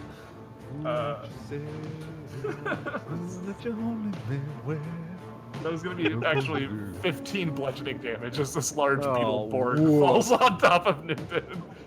Clunk. Oh, what have I done? I will survive. Smash. I like how, like, the way this played out, you see Ninden fall off, and he's like, I'm okay! And then, like, the beetle falls, and then you hear, uh-oh, oh! Yeah, you guys hear a chilling scream that happens after a very loud crunching sound. Oh no! Oh boy, Ger's gonna scramble down the side using the ladder. Oh, indeed, you can easily climb down. And help Ninden out and, start administering first aid. Okay. Are we out of combat or does he have Yeah, to? we are out and of, is we're like- out of combat, sorry. Yeah. Mouse just kind of looks over the side and is like, "You okay?" I've been better. This isn't the biggest thing that's been on top of me, though. Hey yo! And Ger gives him a high five. Kaylin will climb down and assess, maybe try to put a number to how wounded Ninden is in hit point damage. So is everybody just gonna kind of carefully climb down the side of this? Yeah, I think so. Okay. Yeah. Bunch you all up. Ready for the next surprise attack. Oh, don't worry about me, Caitlin. I was able to cushion its fall with some of my entropic abilities. I'm okay. Just bumps and bruises. All right, all is well. Yep. Let's maybe just take 10 minutes to get your breath back. So. Mouse is going to examine the thing closer now that it's, out of commission, and she has another chance to determine what that pronk it is. Right. So yeah, it looks a lot like an anisite.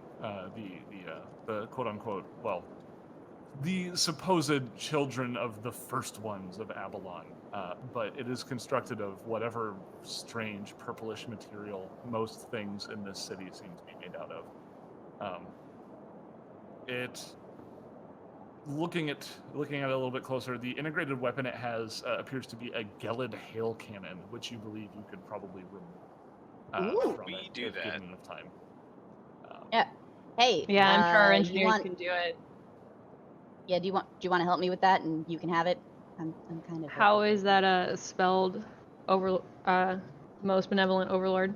GELID. War cannon. It means frozen. Hail cannon. Cannon. All right, putting it on the sheet. Interesting. I Got think I it. know what that is. Yeah, I will give you more details on the break, which, speaking of, I think we're approaching a pretty good break moment. if you all agree. Sure. Yeah, I mean, Ninden Sure. needs to Bring it. rest up, so this is a good time. Yeah. So while everyone takes a break in the game, so Ninden can recover his stamina. My God, he actually ended up taking quite a lot, more than I Well, yeah. expected, especially considering how that fight opened up. Goodness. You probably weren't expecting me to jump off a building, so it's understandable. I also was not expecting that to happen, nor was I expecting it to die on its turn, falling exactly where Ninden had fallen. Lol. Yeah, that I'm was sorry. I'm sorry. I was just done with its bowl flip. So, yeah, we'll go ahead and take this opportunity to take a break, find the bathroom in real life, and that we'll be back in 15 minutes, which will bring us to about like a minute after the hour. So don't go anywhere.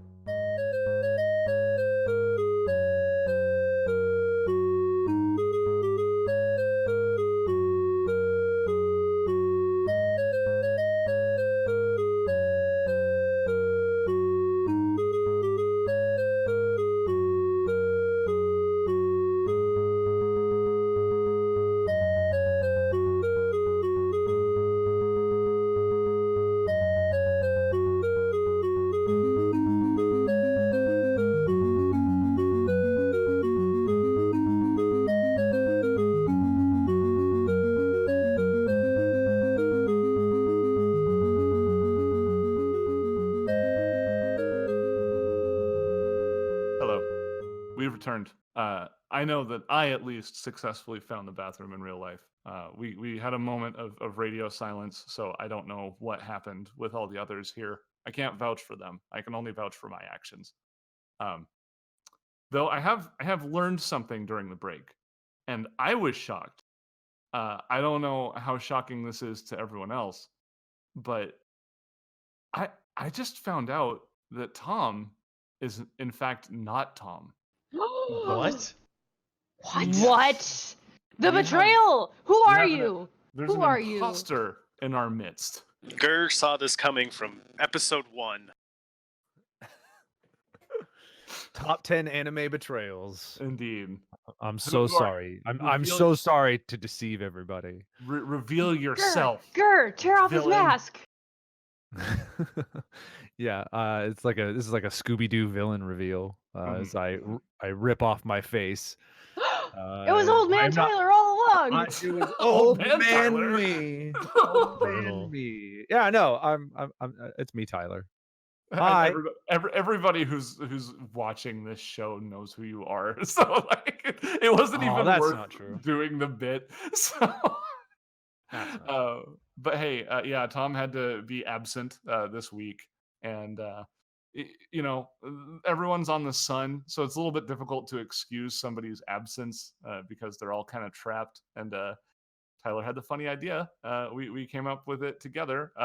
He would just play Ninden, and here he is. Oh, I'm very thankful. Well, I appreciate that. I do like how Crow Space Boy is putting it. I'm a stunt vesk. I'm a Yes. stand-in. I'm a stand-in stunt vesk for. I feel that you have embodied the spirit of the character. Well, I mean, Tom and I we're Vesk brethren, as the you know, he is with Ninden and Andros. So I think we have done well to get in our same mindset. Tom was also extremely gracious. He sent me a 10,000 word essay on how to be Ninden. And I spent my entire week reading it, so I feel pretty in the headspace of Ninden. So yeah, no, it's been very fun. I'm honored that I get to play as a character. I know that a lot of people obviously they hold their characters very close. They're very personal, and so it was very, very cool of him to let it go, if you will, and give me the reins for this episode. Well, as long as we're all dumping love on each other, I would say that if the person who their character ends up in the arms of is you, Tyler, I think they're going to be pretty okay with it, because you are quite an effective and an experienced role player that is a joy to play with. So I think I would be Oh, pretty pissed thank you. if Tyler ever played my character because I know he'd do it better. Oh. Like he would do better things with mouse than I think of. We'll never know because that's not gonna happen. I was looking at chat. Yeah, Tom laid out some serious groundwork. As a teaser, he went into a pretty good detail about how Ninden feels about the rest of his crewmates, which was And he interesting won't to tell read. us. And I'm not spilling any Oh, we're gonna of have to those interrogate him now. beans. Please don't hack my Discord. Hackety hack hack hack. Yes, but no, I'm very grateful that you guys are having me on. This has been very, very fun. I haven't played a Vesk in a really long time. Since last time I was on the show. Yeah. You put your vest then. Yeah, this has been a joy. Yeah. Well, it's been a lot of fun, I feel. Hopefully during the break nobody consumed a gas station sandwich. No. Absolutely did not. Okay. I did get a beer. A beer. Okay. Gotcha. I got more coffee. It's a little early for them. Our Twitch is filled going my to be water. banned now, so thank you for showing up and getting us banned because you're drinking alcohol on a live stream. I meant root beer. Dang it, Seth. Oh, why sorry. are you Why are you cutting off my punchlines? Jeez. So now's not a good time to mention that I added whiskey to this coffee. Root whiskey. Root whiskey. Irish It's okay. surprise. Yeah. It would also be inappropriate to mention the mounds of cocaine I sent you. All right. With that said, we have a little bit more Starfinder to do. If you guys are interested. Yeah. Let's do it. Much so. Can we fix by popping Ninden's femurs back into their sockets? I think that happens when you rest Yes. for 10 minutes automatically. Yeah. We come back to Gur and Mouse resetting his sockets. Well, and like Harold is like unhelpfully going like, no, you just do this, and he's like morphing his leg, like just do that, like it's easy. Boss, this is why you don't have any ranks in heal. I have lots of ranks in or heal. medicine. Actually, he does. Oh gosh, that's terrible. Actually, I don't have any ranks in heal. So what I'm hearing is he's our Dr. Zoidberg. Yeah. Oh, we already knew that. I think we've made that comparison before, actually. We have indeed. We've even posted gifs, and then you guys pushed them off the screen. Because they were too disturbing. Yeah. That's what happens with those gifts. You have to just type A a lot, so there you go. Oh, we used X. I think X because works. We're evil. Because X gonna give it to you. Yeah. With them gifts. He gonna deliver it to you, just like I'm gonna deliver some more roleplay to you. So let's go ahead and get back to the map. Heck yeah. Get some ambiance starting. The quiet streets of Noma. So as you take this time to kind of rest and recuperate, as Ninden takes this time to rest and recuperate, the rest of you can take in the surroundings here. Gur will actually be building a grenade. Okay, that's fair. What kind of grenade? I wanted it to be a surprise, but I think he's gonna, since we're inside the sun, he's gonna build a Mark II solar flare grenade. Okay. So yeah, from the ground level, you guys can see this city in closer detail. You notice now, I mean, it becomes clear why there were no life signs. This city appears to be inhabited mostly by drones, robots, and the like. And you see some of them in the distance performing tasks. None of them seem particularly interested in your position or that you're even here as they go about their business. Yeah, you can just see these weird, irregularly shaped buildings sprawling off into the distance to the end of this hexagonal platform of which you stand. I have questions about Anacytes. Yes. How do they usually communicate? Do they have like a native language, or is it just all machine code all the way down? I believe so. Actually, I did not do as much due diligence as I should have about the Anacytes, but I do believe they communicate a lot like the Geth from Mass Effect, but I think they can also speak. Beep boop. Yeah, I mean, I'm sure in the Pact worlds you sort of have some that. Yeah. I guess I'm just asking if there's like a native spoken language. Shortwave. They can communicate wirelessly. This acts as telepathy, but only with other creatures with this ability or constructs with the technological subtype. So they have like a language that they speak to each other that nobody else speaks.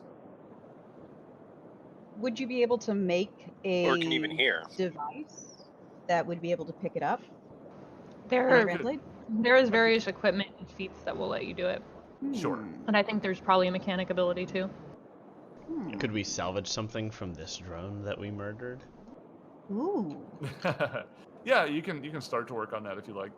Yeah, Mouse starts rustling through its guts. Okay.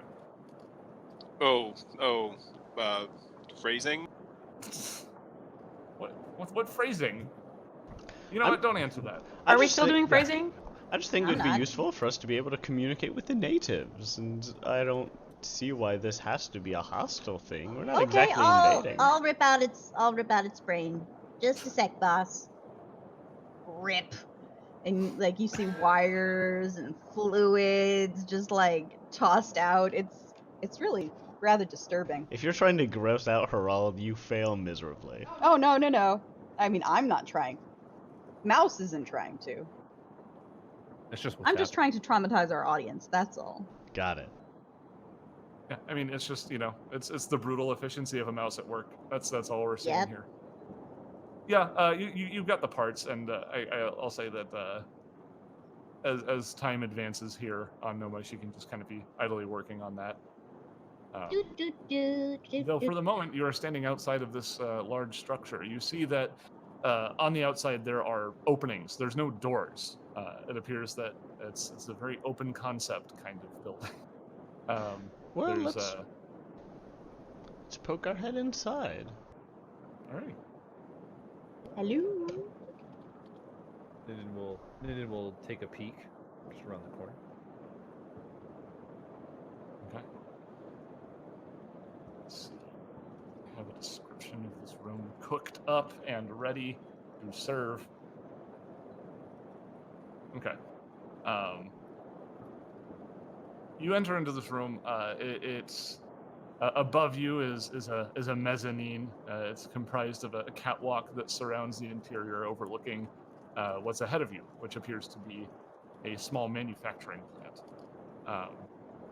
When you entered, you heard a number of ambient sounds, but alongside that, you can't help but notice a series of grinding noises coming from above you.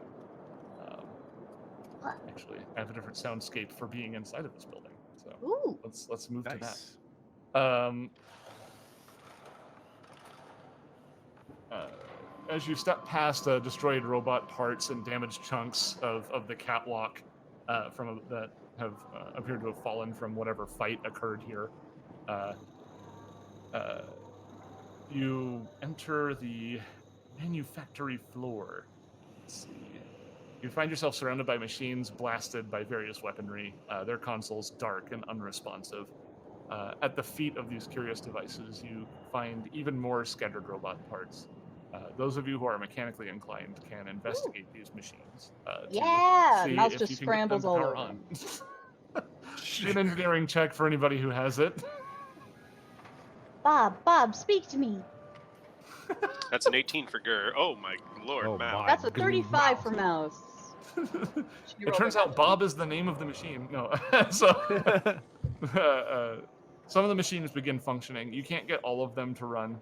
You can reroute power to them. They even, as you power them on, begin to repair themselves. You notice that these are not just simple consoles that were made by a creature for a purpose. It is almost as if it is a robot itself.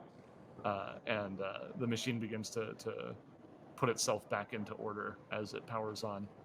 And the scenery around you slowly begins to come to life. As this area will essentially function as a large workshop for anyone who has need of one. Oh, marvelous. Gur loves this place as he realizes like what it is. His eyes just get bigger and they're like grin on his mouth just gets wider, and he kind of just looks around a little bit, reaches down, pulls a cigar out of his one of the pouches on his belt, and lights it up, and just kind of starts tinkering a little bit. Mouse just kind of like zips from one place to another. It's almost like if this were a cartoon, it would be like blur of motion, Mouse like pounding on something for like a couple of half a second, and then zips to a different position where she's doing something completely different, like welding, and then zipping to another. Yeah. Zip. How are the others taking in this giant display of nerdery happening here? Harald sort of approaches in, looking around, sort of bemusedly, not really understanding the mechanical bits of it. You mentioned that there was like the sound of stuff whirring up top. Was that just the automatic machinery, or are there more of these prototypical anicytes up there?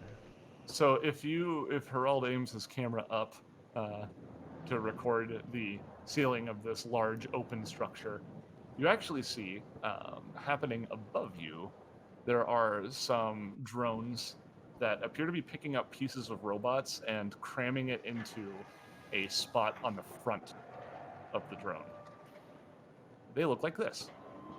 There are some nasty looking grindy gears on the front, and they're just devouring robot parts, and there's a clear container on the back that seems to be filling with some sort of liquid as they devour things. Cannibal! Efficient. Harald will refrain from screaming at them until he's more confident that they can speak the same language. Ooh, although he will try turning into one, and it won't quite look right because technically he can't do that. It'll look a little too organic. Yeah, And it'd be like if it had a matte finish instead of like a reflective metal finish. And it's kind of squishy in the wrong places, or really in any places. Yeah, there's no gears. It's just like they rotate, kind of like a pool toy, almost. Oh gosh. I think we all have traumas Goodness now. gracious. Yeah, everyone's So- got trauma. So this looked like a manufacturing facility. Yes. I think Ninden would be wondering out loud, what were they, if like we could figure out what were they manufacturing? Mm-hmm. It's hard to say. Like there's lots of discarded bits around, and these robots that Harald is filming. They might normally their job might be to devour this material potentially, but currently they're focusing on devouring robots that appear to have been destroyed in some sort of fight that happened. You can only assume that was as a result of whoever came here before you. They went on some sort of destructive path. Gur would like to grab one of those robots before it gets fed into the machine, before they like pick it up and take it up there, and kind of try and examine it, see what, like, if he can discern anything from it, like how was it damaged, what was it doing, maybe get a little more information about this supposed battle that happened less than a week. Yeah, so the robot is not a design you've seen before, but you can say that about any robot, really. Like, robots tend to be pretty unique in their construction. Pretty varied, yeah. Yeah, but from the parts that appear to be severed from the greater whole, you can discern like scorch marks. It looks like probably some sort of plasma or laser weaponry was used to dispatch this robotic being. Gur will relay that information to the party as well as, where have we seen plasma weaponry before, huh? Mouse All over the has place. her pulsecaster rifle. Kaylin's kind of searching the room for anything that might be useful or dangerous. Mm-hmm. With a 21 perception.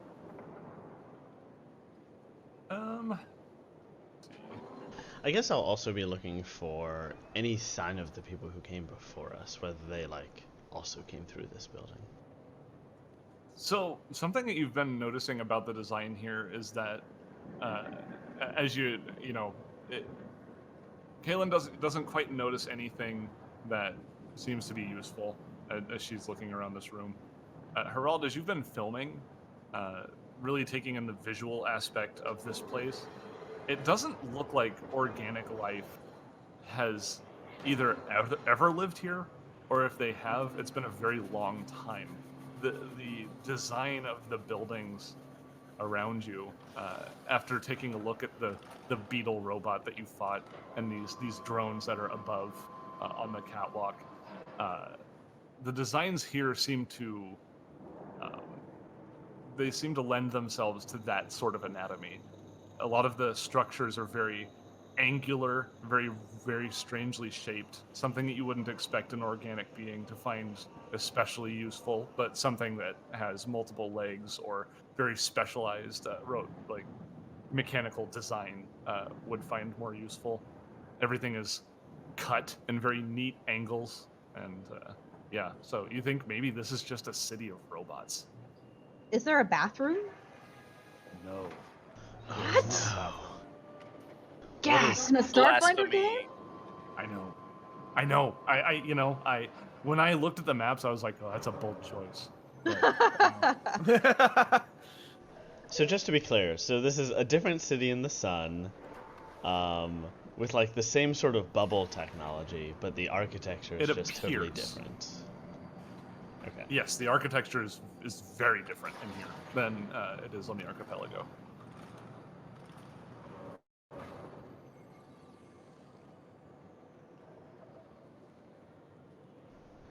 Okay. But Weird. If nobody else has anything that they would like to do at this time,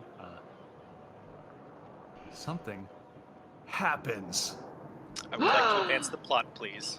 Oh man. Yeah, a prompt shows up. Jams advance the plot button. Advance the plot? Question.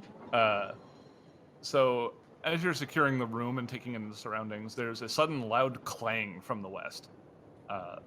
Frantically wheeling into the manufactory is a robot with an oddly proportioned upper half that vaguely resembles a humanoid shape. Let me give you an image. Cute. Its lower half is comprised of a tread design that is clearly damaged by the way it rattles and causes the robot to thrust upwards an inch or so with a clang on regular intervals. Upon seeing you, its lower body turns dramatically, causing some sparks to kick up before it motors behind some containers. Before you can move to get a look, you're not sure, because before you can move to get a look at it, a pair of robots very similar to the ones above you come in behind it. Let me see here. Oh no, it's gonna get eaten. Not So- on our watch. So the little robot goes and hides over here, and two of these come in on the ground level from the western entrance. And Kaylin, can I get another perception check? Also probably Herald, since yeah, you're the sure ones that would thing. be paying the most Let's see. attention here. Perceptive 31. Oh yeah. Herald. 26. Oh yeah. You both notice that as soon as this thing enters the room, the ones above stop what they're doing and immediately kind of turn to focus on this robot. Oh, weird. And It's a criminal robot. Save the criminal robot! he's It's a criminal. Too cute. Too cute to live on this city of ugly beetle robots. Let's see. Let me double check here. Yep. Okay. It's as I thought. All right. So it's very clear that these things are interested in probably doing what they're currently doing to these discarded robot parts, but to this small robot instead. So I would like it if you would like to do something about it to roll initiative. Only if you play battle okay. music. I like how whoever was doing the artwork and designing at Paizo was like, how do we really emphasize that these robots are probably evil? Why don't we put giant metal grinders on their face? Because those are always evil things. Yeah, yeah. It's true. You know, a different party might be like, this is the natural order of things. We shouldn't interfere. Yeah. No, I mean, I would do that if it was just me, but this robot is too cute. I understand. Yeah. It's only cute because it's humanoid. Yeah.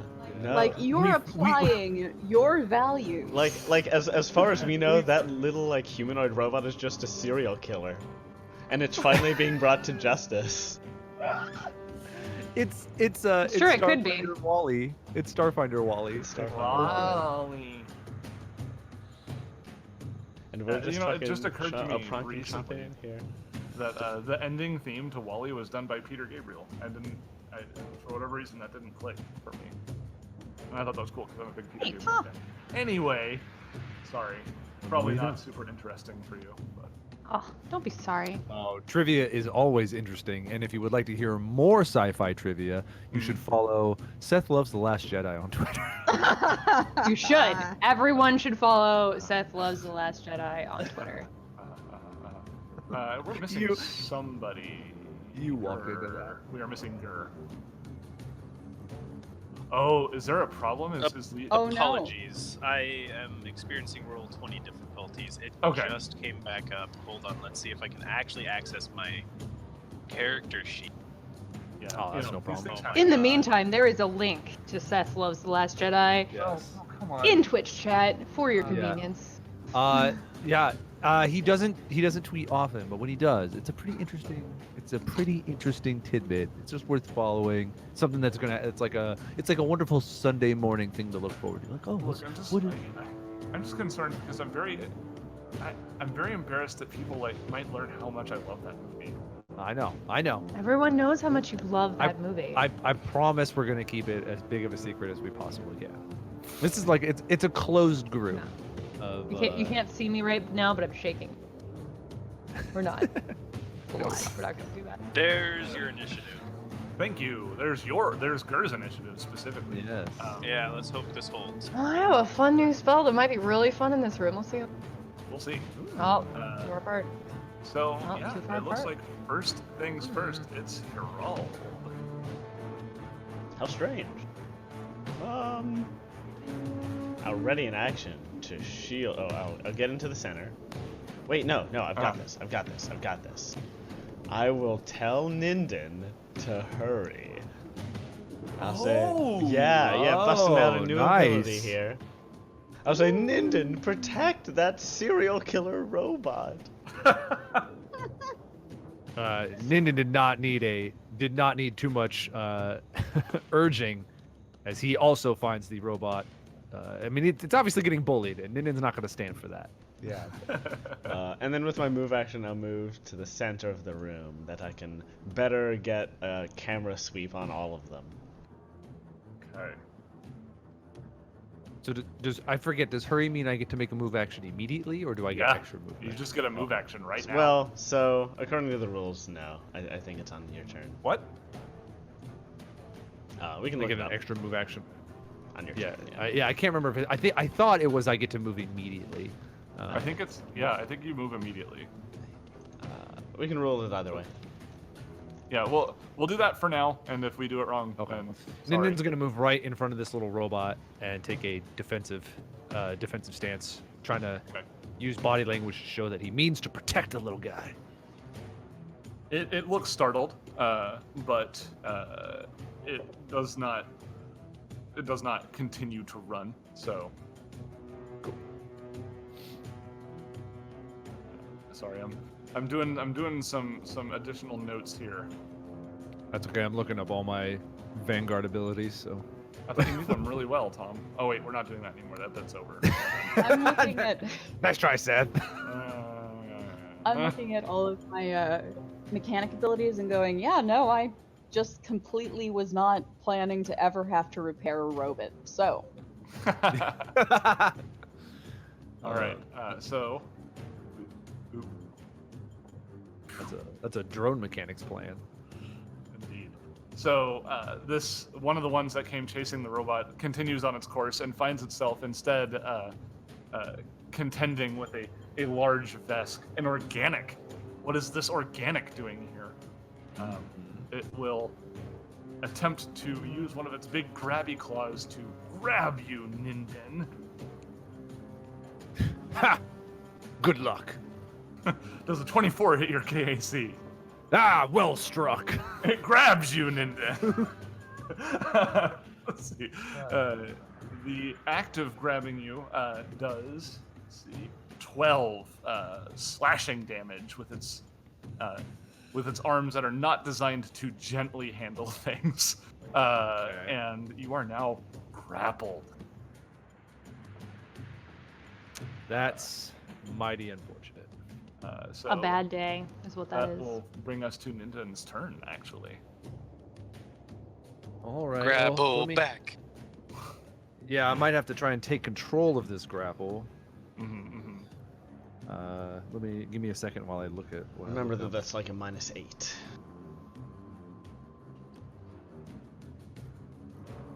It's a -8 if I do anything besides that. No, it's a -8 if you try to take control of the grapple. It's a -2 if you try to do anything else. Okay. This sheet does have a handy dandy checkbox. If you go to conditions up there, just click hold. Figure it Okay. into your rolls for you. Yeah, I became tragically well acquainted with the grapple rules in. I was gonna Yeah. say Simon You is. became tragically well. Yeah, I know you guys are very familiar with the grappled condition. And For we'll- reasons that we will not bring up while the stream is running. I think Ninden he's not a efficient grappler, more of a striker, and he's gonna play to his strengths and just try to Punch. just punch. Yeah. I do have a. Not to punch him. I do have. You said you did. I do have an entropy point though. So You that's do, nice. indeed. I'm gonna save that for later. He puts it in his pocket. Yeah, I'm gonna put that entropy point in my You- pocket. 23 you against EAC. As an entropic strike. Yes. Oh yeah, that's a super hit. Let's see. 16. 16 points of acid damage. We're gonna continue down that Designers. acid, and that'll be his turn. Okay. Yeah. It it doesn't appreciate it. It makes a loud whirring noise as your fist. Oh, hold on one sec. Let me. Oh no! I dropped the ball. You guys, I dropped the ball. The ball's been dropped. What'd you do? We'll pick it up. There we go. Ooh. There we go. as Ninden punches the robot, it makes a series of alien clicks and beeps and whoops and whistles. And it will. Let's see. Its friend moves in, kind of keeping a distance, and it is around this time that Ninden learns that these arms can extend out a little farther than 5 feet. This is wonderful. I don't think I even need to ask on this one. Yeah, no, that's a higher roll than the previous one. It also is going to lash out. This one dealing 13 slashing damage. Not trying to grab. I don't think a double grapple can happen. So it just does some slashy grabs. Okay. Okay. So these all the reclaimers here now seeing Ninden obstructing their objectives seem to be taking in the situation, and it's almost as if they're acknowledging the presence of other organics in this moment alone. So the one that was up on the railing here descends down, climbing here to the spot just beneath, north of Herald and Mouse, and reaches out to try to grab Mouse. Oh no! But I am tiny and cute. These guys hate That might tiny, actually cute be things. to your That's the benefit issue. because that is a 19 against KAC. Does that hit Mouse with her armor on? Oh, hold up. Ah, oh no, where did my character sheet? Aha! And sorry, that was a 19. what to KAC. What to Casey? No. It misses. That hits. It hits. Oh, It 19. Poor mouse. All right. That doesn't make any sense. Please hold. I mean, a 19 would hit me too. Okay. I updated something, so it might not be Okay. the same. Okay.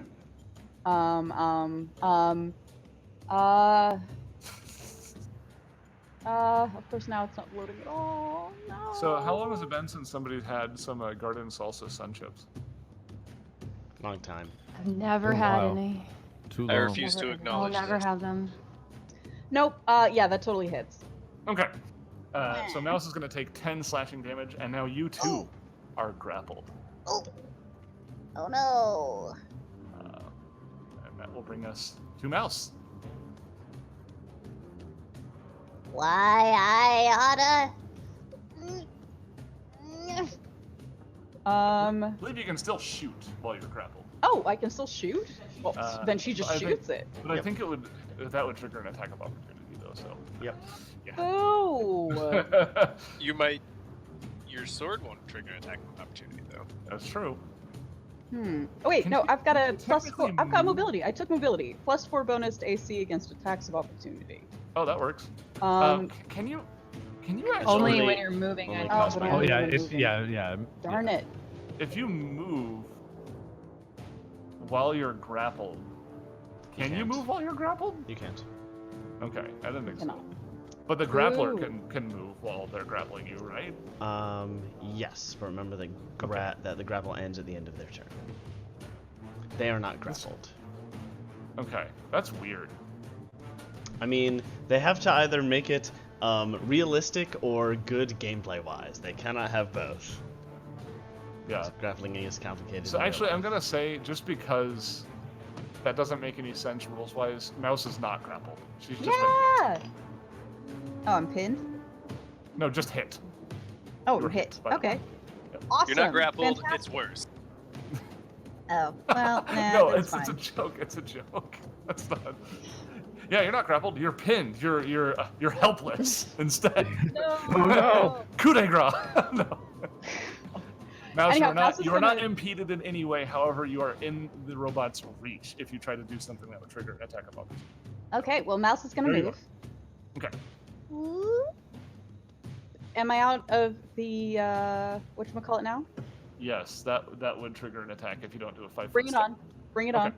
Okay. Because I've got that plus Oh 4. god. Oh god. No, That was no. that was the wrong move. No. That was a 19 on the die. So Wait, no, a 19 Oh on the no! on the die. die? Okay. Oh.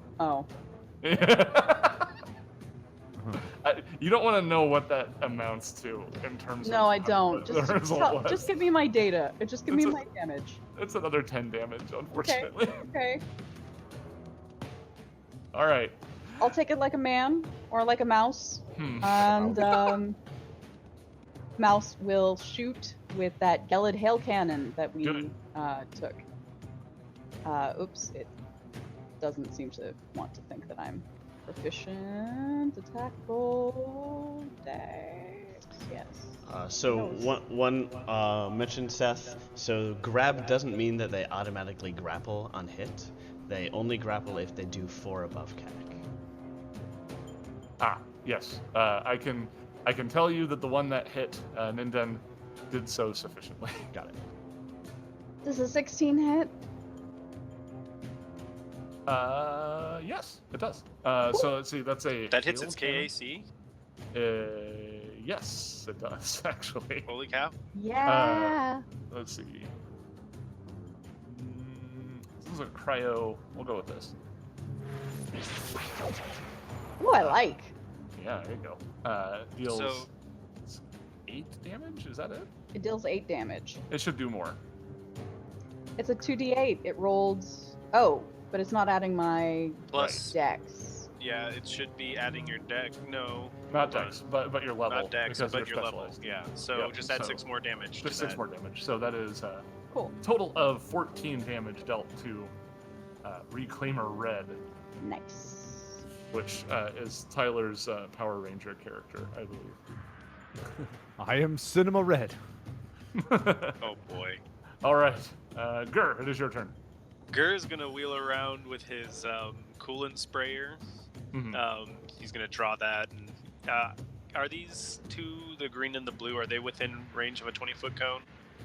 Yeah, they're above you on a catwalk, so I would say blue is definitely. Yeah, they're both. They'd both be in range if you, but I don't think you could hit both of them with one cone. You'd have They to- look No. like they're within 20 feet of each other. Oh, Yeah, well, like, but where are a you gonna be cone shooting either goes. No, you can't get them both in the same cone. from? Unless you moved up there with them before you shot. Because you're shooting up, also. You know what I mean? Like, what's your plan? What's the cone shape? What are we looking at? Well, I mean, a cone is a cone shape. It's just, how are you going to translate that from a 2D to a 3D? That's up to you. Well, can you draw it for me? Your plan. It is difficult to draw this idea because it is 3D on a 2D map. That is the problem I'm running into here. All right. I would say that just based on the arrangement, are you shooting from where you currently are? Yes. Okay. You would have to choose either green or blue in this circumstance. How far up is the catwalk? It's at least 10 feet up. All right. For the sake of speed, Gur is just going to go ahead and move over here and shoot these two without hitting him. Oh, okay. You're talking about orange and purple that are threatening. Yeah, so I'm going to do those now. The easier ones to hit. Yes. Rules. Yeah, that works. Okay. Okay, so I'm going to need to roll twice, but take the damage from the first one. First one's Okay. for purple, second one's for orange. Okay.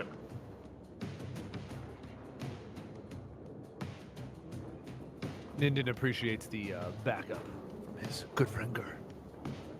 I wanted to entangle the ones that were, behind me to Oh yeah, that makes sense. deal with that, and then turn around and deal with these guys. But this is also good. We'll wait for them to get closer, and then I'll shoot them and entangle them. So that's a 20 and a 21 versus EAC for both of them for 10 damage, and entangled for 3. Let's see, entangled is speeds are reduced by 10 feet, maximum dex bonus to AC is reduced to +2, and you take a -5 penalty to strength and dex-based checks. So Yep, I just difficult to gave you the maintain that rules. grapple. Indeed. But I don't think Ninden broke this grapple, so No. they both take 10 damage. So you do notice that. Wait, 10 damage? Oh yeah, the first roll. Yes. Haha. So I'm- it's yes. I'm back. I'm back. Roll- Good. And they're both entangled for 3 rounds. They don't get to save against that. It's just a thing that happens. If it hits, but the whole thing is blast weapons get -2 to their attack rolls and stuff and things and all this complicated stuff. Understood. Yes, so they are effectively entangled. So we're gonna go here. And at that particular moment, Green comes marching down the rail, and right after you fire your coolant spray, you find yourself contending with a couple of grabby arms. And Kaylin has some sort of plan, apparently. She's quietly giggling over in her corner on the Yeah, that was an ominous little giggle. What? Let's see. Should get just a little bit closer. Just saying. All right. Closer. Closer. That is going to be 24. Does that beat your KAC by 4? Yes. It does. Okay. You have been hit and grabbed. That is going to Oh no. 11 slashing damage. So I believe that translates into 6 slashing damage when it comes to Gur. 11. It is actually 5 damage because I'm level 6 now. Oh, does it reduce it by your level? Yep, by your level. Oh, goodness, that is really good. What ability is that? Is that a soldier thing? No, everyone No, takes that that's- feat. Enhanced resistances. Yeah, you just choose Kinetic damage. It's Ah, the feat yeah, everyone that's- takes at 'cause a level lot of 5 stuff- or 7. That's pretty smart. Yeah, Alright. yeah. The only reason Ninja didn't take it is because he's all about that masochist life. Yeah, he wants to take that damage. He's the pain from Metal Gear Solid 3. I embrace the pain. Yeah. The pain. I'm covered in bees. Kaylin, it's your turn. Ignite the flesh, embrace the Oh, pain. oh boy. All right. I'm gonna move here. I have a nice line of sight, and I'm gonna hurl a force disc at red, Actually, and then we're hold gonna on. bounce to purple and green if we can. So, okay. Were you underneath the catwalk, or had you actually ascended the catwalk?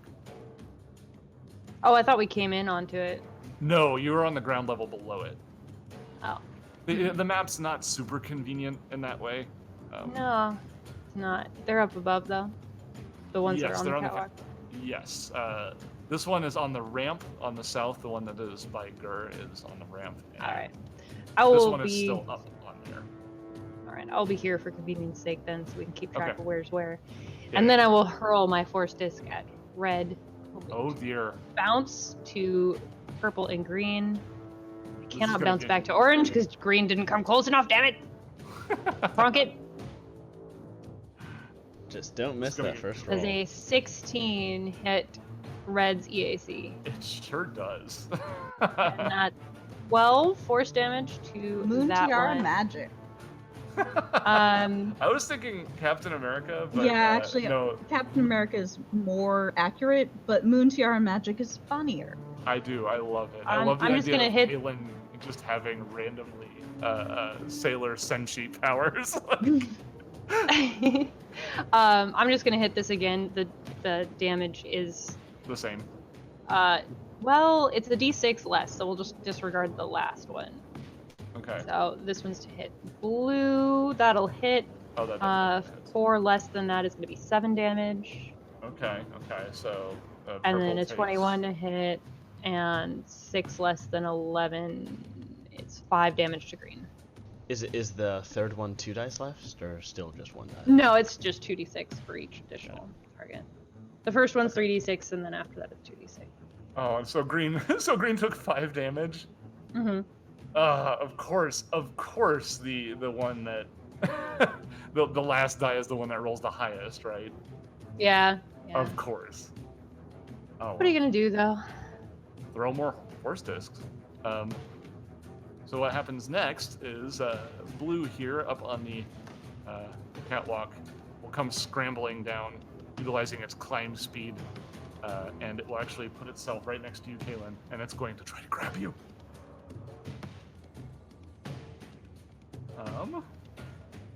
Okay, that's gonna be a 25. Does that beat your KAC by 4? My KAC. Or no, It does not. Okay. Does it hit you? it does. Okay. Tries to grab you. You wriggle out of the grip. However, in doing so, your arms are cut up a little bit, dealing 10 slashing damage. Ow! So that will bring us to our little friend here, behind Ninden, who just takes this time to cower and take the total defense action. Useless. Smart move. Does it really look like it's combat ready? Look, I'm just judgy, okay? I'm just a judgy person. That's all I'm doing. I'm I'm gonna just say, Harold. Herald will say, "You're doing great, Ninden. Just keep on keeping on." And restore his stamina for how much these days? Let me check.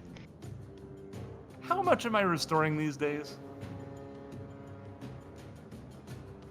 the answer may shock 17. 17. Goodness 17 gracious. stamina. That's really good. Awesome. I think he's gonna need it too. No, robot don't need stamina, Corral. And then I'll just take a 5-foot stepperoni over here. That's pretty smart. That puts you in the range of the other one, though. Yeah, well. That seems very Herald, honestly. He's like, ooh, I don't want to get hit by that one, and he backs into the range of another one. All right, so that will bring us back to Orange. There's a special little feature of these monsters in particular. If they begin their turn grappling a creature, they get a free attack. Ninden, as you, instead of focusing your time trying to get out of the grapple, punch it, you see that it's actually drawing itself closer to you, and the gears at the front of its face they engage, and it bites in. Oh god. That is pronked up. Dealing 29 slashing damage as it starts to grind into Ninden through his armor. 29 is a free attack? Ah. Yes. With the pronk. You need to. Oh, hold on one sec.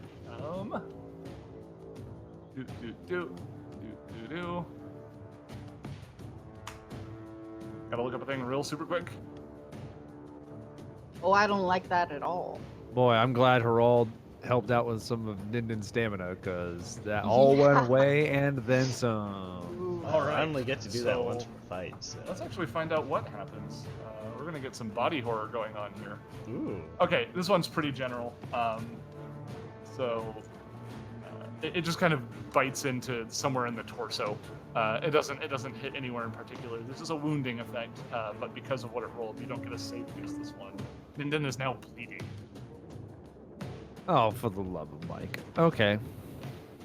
And I believe since that's something that just happens when it's grappling at the start of the turn, I think it still gets its actions, which is horrifying. Action, I mean- single action, move or stand. It is entangled. Yeah, that's true. That's true. It's gonna attack. Oh, shocking. It's going to take a swing. That is 29 versus KAC, which I believe maintains the grapple on top of hitting. I mean, yes and yes. I'm gonna spend my reaction and an entropy point to at least mitigate this. So I'm gonna reduce the damage by 6. You don't want to save it for when he chews you next turn? I'm gonna try to get out of the grapple. Okay, I'm that is gonna bank on that. damage, so that goes down to 5. Is that correct? Yeah. Okay. All right, Ninden, it is your turn to act now that you have been bitten into severely. Oh my gosh. Yeah. Lambda.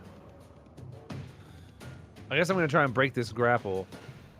So remember that's hard. Yeah, I know.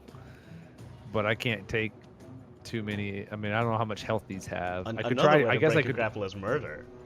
Actually, Yeah, it is an effective way to break a grapple. Actually, when you notice that when Gur hit it with that coolant spray, it appears to be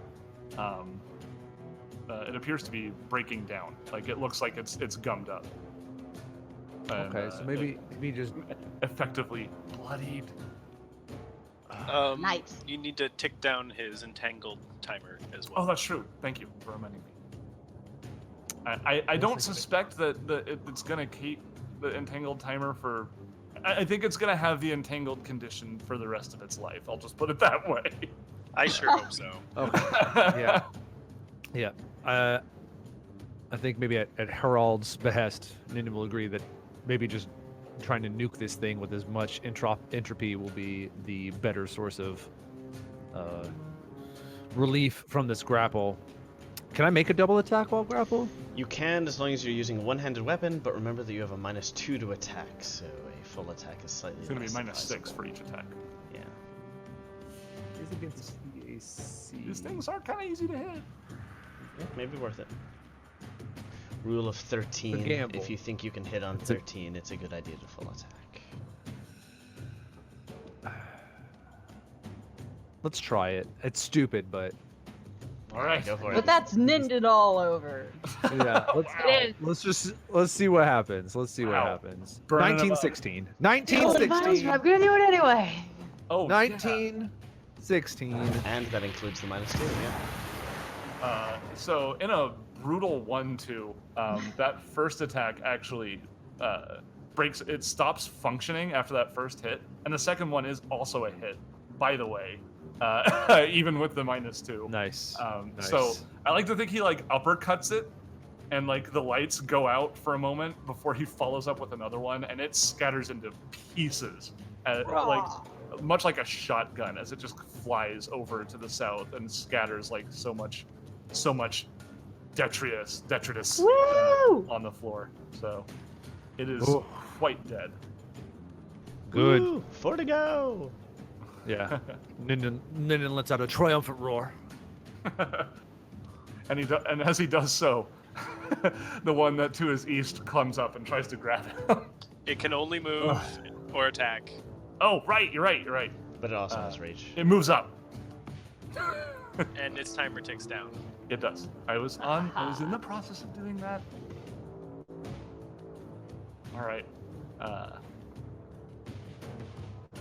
You're welcome, Ninden. As Gur's throat slowly gets closed by the claw around its neck. You're welcome. I'll be there in a second. He's got a claw arm around his neck and one around his left arm, but his right arm he gives a thumbs up. He's like, Yep. Still smoking a cigar though. Yeah, of course, always. That's something that we don't really touch on a lot, is that he's always smoking a cigar. See, that's what's gonna get us that PG rating. You know, use of tobacco. And they can't even broadcast that in Japan. Well, no, he's not a teenager. I don't think, anyway. So he can smoke. Anyway, the red robot from the north clambers after Mouse after she shoots at it. Nuh-uh. Attempts to grab her, getting a 19 on the die. Oh my god, what is up with these rolls? Nah. You just want to turn us into robot food, that's all. Yeah, a mincemeat. I'm going to Mince mouse. assume that a 31 beats your KAC by 4. Holy prong. Yes. Okay, so that is going to be 12 slashing damage, and now Mouse, too, is grappled. Oh no. Actually grappled this time for really reals. No waffling about. Mouse is grappled. But it's Mouse's turn. Great. Well, Mouse is gonna try and murder it with her gun. It's a solid course of action. It's right there. Or her sword. You know what? She's not gonna do as much damage with the sword. That's a good point. And you know what? Like, yeah. That's what matters. Damage is coming, you know. There's no way to really stop that from happening, so. Yeah, she just grits her teeth, raises the barrel of her Gelid hail cannon, and full attacks. You can't. I don't think. Oh, I can't. That's right, because it's unwieldy. But she tells Serendipity, Designate target. There you go. all right, Mouscolini. Although it is right there. Shut up. Pew! 27 hit Oh my. Yeah, that hits. Are you for kidding 20 me? damage. Yeah. So it's gonna get an attack of opportunity just because it saw you rearing up to attack, and it will hit you. So it deals 10 slashing damage as you aim the gun. It smacks her across the face. But right after that, the hail cannon fires a giant ice spike through it, and much like Ninden did, it just shatters into pieces as it scatters to the northwest. Yeah, Mouse squints with one eye, dribbling. You know, like there's a big old cut on her forehead, and blood's dripping down. But she just grits her teeth and just spikes it. Yeah, it's very cool. Yeah, it just gets ejected from this mortal coil. Dare I say? Dare you say what? Well, because it's very cool. It's. I don't think I think you cut out, so we didn't hear it. So hold on, let's stop. Let's stop what we're doing. Let's get the joke. What was the joke? It's gelid. Oh. All right. Applause, everyone. Yes, you can't hear me, but I'm golf clapping. Okay. And that'll bring it to Gur's turn. Gur kind of like takes a look at the arm that's holding on to him, his throat, kind of grabs it with his other hand and goes to try and break the arm. Okay. This is a specific type of attack, or are you just hitting? Just an unarmed attack with the elbow, since he can do that. Gotcha. And is this a full attack that you're doing? This is a full attack. I'm already accounting for the -2 for grappled and the -4 for the attack. So that's because you have the 16 and a grapple 14 to condition hit. checked. Yes, I do. Okay. Yes. So it's a 16 and a 14. All right. That first one is going to hit. Not the second one, unfortunately, but you crunch right into the hull of this thing and deal some damage. Oil begins gushing out from some sort of hole that you've perforated with your massive half-orc fist. Which will unfortunately bring us to the turn of the one that's grappling you. And I was hoping that would kill it. Fuck. yeah, not Prunk. I mean, quite. Prunk. And it tries to take a bite out of you. Let's see. Well, I mean, it succeeds at that, unfortunately. No specific target with this wounding effect, which means that you're just going to be bleeding. It lacerates all over your arm after you draw your fist back from your punch. Oh, that's too bad. I wanted him to lose an arm. It would deal 21 slashing damage before you reduce that damage. Ouch. And Gur is now also bleeding. Gurdon is bleeding, you guys. Oh no! Bleeding? Or just cuts and scrapes bleeding? Like bleeding, like the condition bleeding. Oh no. Yeah. Which will bring us to Kaylin. This thing tried to grab you. It failed, but it tried. It did. It did indeed try to grab me. There's still 3 of them alive. I don't want to be here. I'm gonna use this ability that I always forget I have and take my starlight Teleport. form. Oh my To use god. concealment. To gain concealment, and I'll move up here. While drawing my pistol. So, has can. anyone seen Kaylin do this before? No, I always forget I have it. Nope. I've had it forever. So we are all like, Kaylin, what? Kaylin literally Holy turns into cow. like a sunlight being and moves away from this creature. She's never had anything in her face before either. That's a good Jeez. point. Is she? Man, To us, it's Herald's like she's probably seen leveled it. up. Yeah, Herald's probably seen it. To us, it's like she's gained this magical new power, like, Right. but she's always been able to do it. So, do you have mobility? I do. And Okay. concealment. Okay, so even if it does hit, there's a 20% chance it's done. Yep. Oof. Okay, that's a good roll. I think 28 is going to hit even with mobility. 28 with, hold on. Because that's +4. Yeah, to yeah, AC, it right? does. Okay. Yeah, even with my mobility, that hits. Sorry that I rolled really well. Well, now roll my concealment. My bad. So are we going to do low or high? It's 20%, so if it's 20 or less, then it misses. Okay. So low. Rolled a 61. Oh, okay. So it does manage to hit me. Even in her starlight form, so bits of her celestial glow get swiped away from her as she retreats, dealing 11 slashing damage. Ouch. That's okay. I'm over here. That's not too bad. Not too bad. What would you like to do with the rest of your turn? Or is that starlight form? Is that a standard action? It was a standard action to take my Okay. starlight form, and then it was a move action to go over there. And take out your gun. Okay, cool. Alrighty. Blue doesn't quite know what to do with that information here, the one that you just escaped. It kind of recalculates. And, why not? It settles its eyes on Herald. Just because. Recalculating. Huh? Recalculating. Yeah, recalculating. Herald, do you wheel around to see this thing approach? Oh, hello. I imagine you're capturing this on the camera. Yep. Like, this drone comes straight for the camera. See Try to hit. its whirling gear teeth. It's like one of those horrible found footage movies. It is. It's a lot like that. Does a 21 hit your KAC? Yes, but not by 4, I don't think. Does not beat it by 4.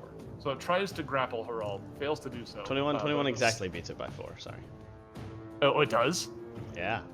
Oh, so Herald's grappled? I take hand-me-downs mostly. Oh no, Herald! The captain Tell me is about it. The captain is graptin, you guys. He takes 11 slashing damage and is in the grasp of this creature. He's giving the bad touch.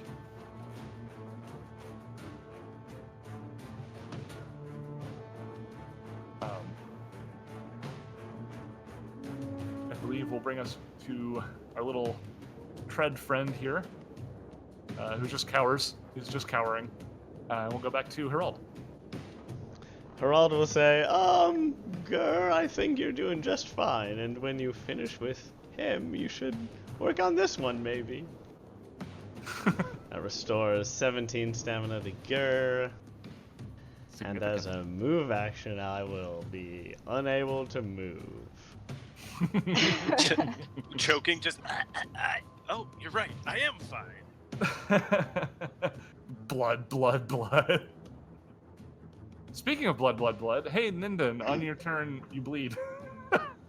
Yeah, I sure 2 do. damage. 2 damage from bleeding. Oh yeah, does my healing remove the bleeding on Gur? I don't know.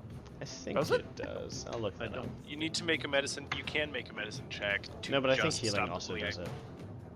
Oh yeah, if you Any take, type of any- magical does. But it's Does it It's gotta be specifically fire say magical. healing?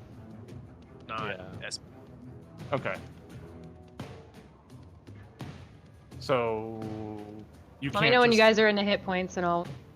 you can't over just tell people to stop bleeding. Is that the ruling? That's the dream.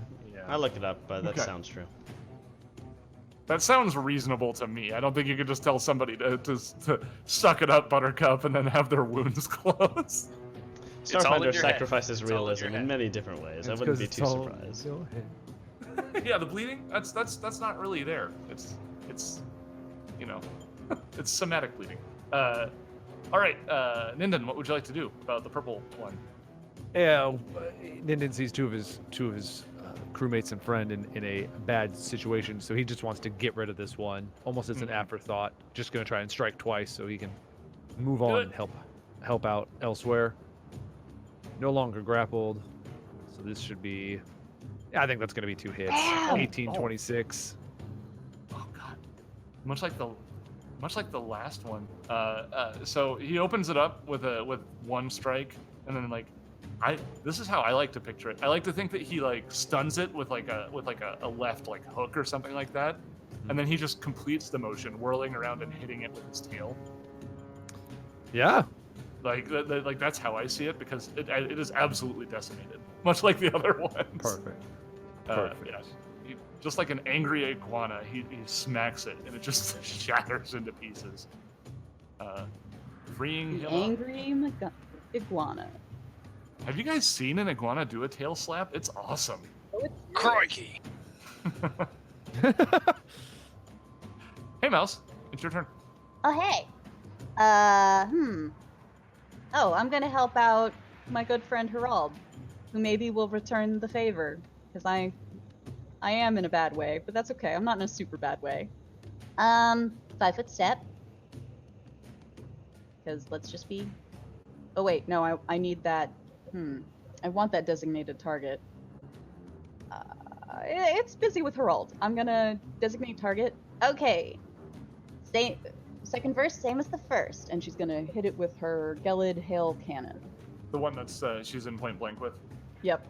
Okay, it's gonna try to hit, obviously. Yeah, I know. It rolls a natural 1, so it does not hit. Woo! Luck If- favors the bold. It ineffectively flails at Mouse before she levels her giant gun at it. Yeah. Does a 20 hit? Absolutely does. Woohoo! She only rolls a 9. Yeah, for damage. But you hit it. You put numbers on the board. That's Heck what yeah. Let's see. Not quite bloodied yet, but it is damaged. which will bring us to Grr. Keeps just doing the same thing. That's a Keeps smacking. 20 and a 19. Freaking! All right. What form do these attacks take exactly? Well, Like, he's got his elbow and he's just smashing his elbow into the arm, trying to break it so he can stop being grappled. okay.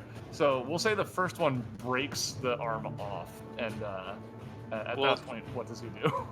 So when he sees that he's free, he just winds up and just smashes his fist right through the red X. Oh yeah, the fist goes in, and you probably cut up your fingies a little bit on like the grindy gears underneath it, but it doesn't manifest in any kind of mechanical damage. You just punched a robot. It's gonna hurt. Like, yeah, I imagine. But yeah, it's quite dead. Did he take his bleed? I can't. Oh, he did not. Thank you for reminding me. No, I did not. I was gonna remind you, but you beat me to. You take 4 bleed damage. That I don't get to mitigate. Oh! No, it's bleeding out of you. Oh no. Kaylin. I'm gonna go ahead and try and shoot that last over here. We're down to 1. Ooh. 18 probably hits, but the other one crit fail. Yes. So that'll miss. She takes 2 shots. And 1 hits, dealing 4 damage to our final remaining combatant, which has their precious captain, in its grasp. Yep. And both Ninden and Gur know what's about to happen if that keeps up. Let's see. And still not bloodied, unfortunately. Well, I think it's next, so... It is. Herald.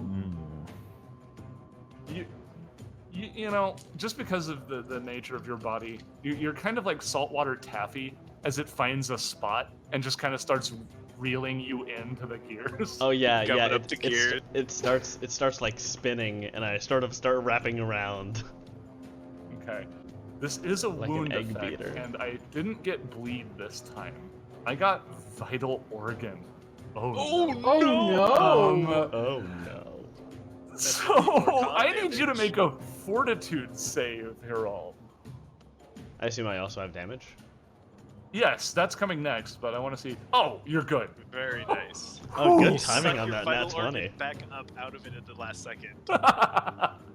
You're like, wait, my liver's in there, and you move it out of the appendage that it's being eaten.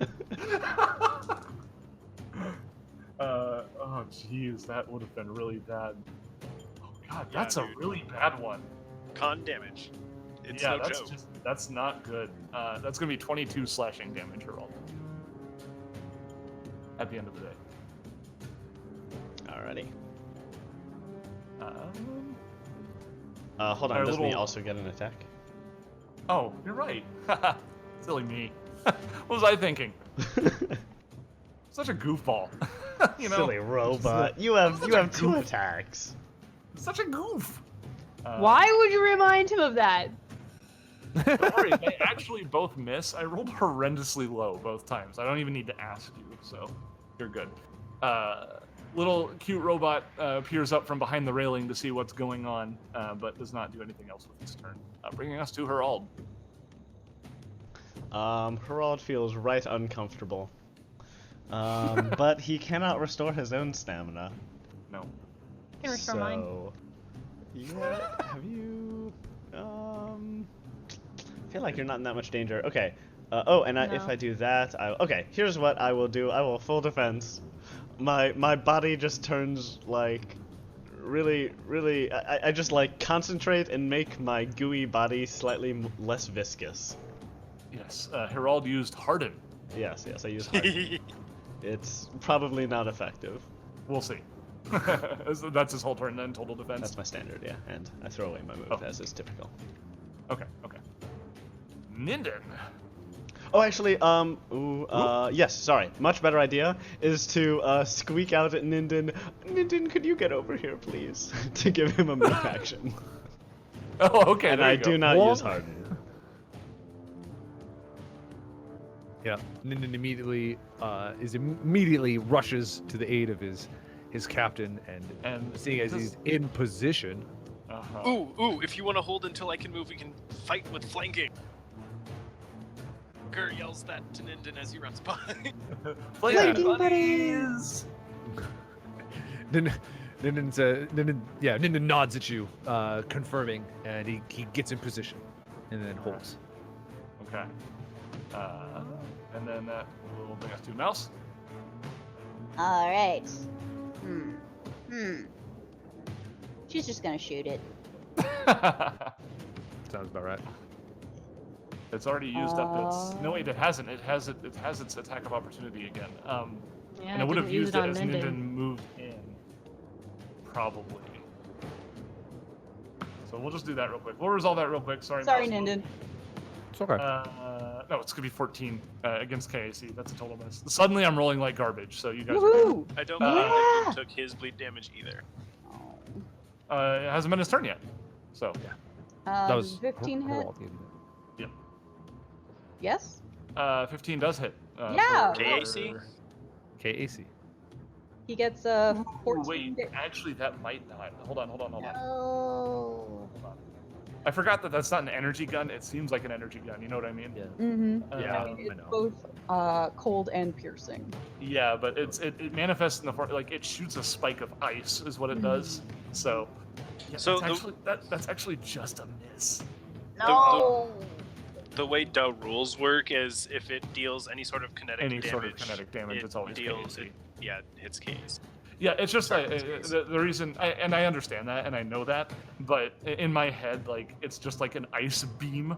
I keep forgetting that it's actually not, and it's doing Right. piercing damage. So, unfortunately, that is just a miss, Mouse. Ooh. Oh well. Yeah, sorry. But I think Ninden is delaying until after Gur is. So what's happening here? Are we is Gur gonna move up and attack, or is Gur gonna move up and then Ninden's gonna do a full attack? I figured we would attack at the same time, like true bros. You know what? Let's rule a full it. Gur roll a single attack and Ninden do a full attack. Let's see exactly what happens here. Here, hold on. As he stepped up, he actually drew something that we haven't seen in a while. His giant spanner. Oh, the wrench. Oh! Big wrench. Oh yeah. Smashes it. Oh yeah. That's actually just enough damage to kill it. So yeah, Okay. Gur, can we do something? Does this thing have 2 grabby claws? it does. I think Ninden and Gur need to simultaneously rip off the grabby claws and at the same time shove them both into its own gear face to kill this Ooh, thing. yeah. Nice. We do And then that. and then while that's happening, I think like Ninden like winds up and punches it, and as it drifts upwards, the giant wrench comes down on its back from Gur, Yeah. smashing it into the floor. Oh yeah. And it's really cool. And everyone clapped, and then the president gave everyone a medal. Woo! And they said that you're now the hero of space. So All yeah, this that will bring us time. to the end of the combat as they just ruin these reclaimers' day. Perfect. Gur will go ahead and do a medicine check on himself, and then Ninden, if nobody else gets to Ninden before he does. Yeah, we to need stop another round bleeding. of. Yeah, we need another round of bleed since we attacked and whatnot. Oh, okay, sure. Yep. Let me just. I can also Little- do medicine on someone who's bleeding. That will be 5 bleed to Gur and 1 to Ninden. It's at Does that bring 27 either of you into medicine. HP damage? Or Nope. you just, Negative. like, bleeding No, stuff? everyone's fine. Nobody has taken hit point damage. I suspected it might happen, but it did not. You know, I was trying. Yeah, right. Never need Yeah, to you get kill enough. anybody. If you get enough of those grinder attacks off, then Oh man. yeah, you're gonna get into when HP I really read that fast. ability, I just kind of like I did the. I don't know if I can effectively convey this this gif, but like that guy who just like sees something and just kind of like he goes like ooh and like leans away from the screen like Lol. oh, my God. Oh no. You have conveyed that gif Okay, cool. successfully. All right, Herald will reform from the kind of gross slurry on the ground, and sort of catch his Kind of breath. gross is just like a given, though. Yeah, well, grosser than usual because incredibly normal for Herald slurry that's on the ground. well, he he doesn't usually take this much of a beating. I imagine that there's like liquids leaking that are a little bit atypical. Ugh. And he'll stagger over to this adorable robot and say, I don't suppose you speak common? As you speak, it observes you for a moment, and you can see the red eyes on it start flashing. And after a moment, it goes, configured for common speech. Hello, thank you for saving me. Oh, thank goodness. You want some help there, bud? And Mouse kind of nods towards his like sparking wheelies. It actually shakes its head, and it says, there is no time. I am Speaker Soul 653. I must not be reclaimed. I have data for the core. Could you... I don't suppose this has anything to do with the ship that landed here recently? It pauses for a moment, as if it's trying to parse your speech. You get the impression that while it can speak common, it may not have done so in a very long time. And it goes, yes, the newcomers that arrived. Yes. Yes. Who were they? Unidentified. Well, what did they do? What did they look like? It looks around the manufactory and it says, the newcomers enacted many actions of violence towards my people. Huh. I suppose we just did that too, though.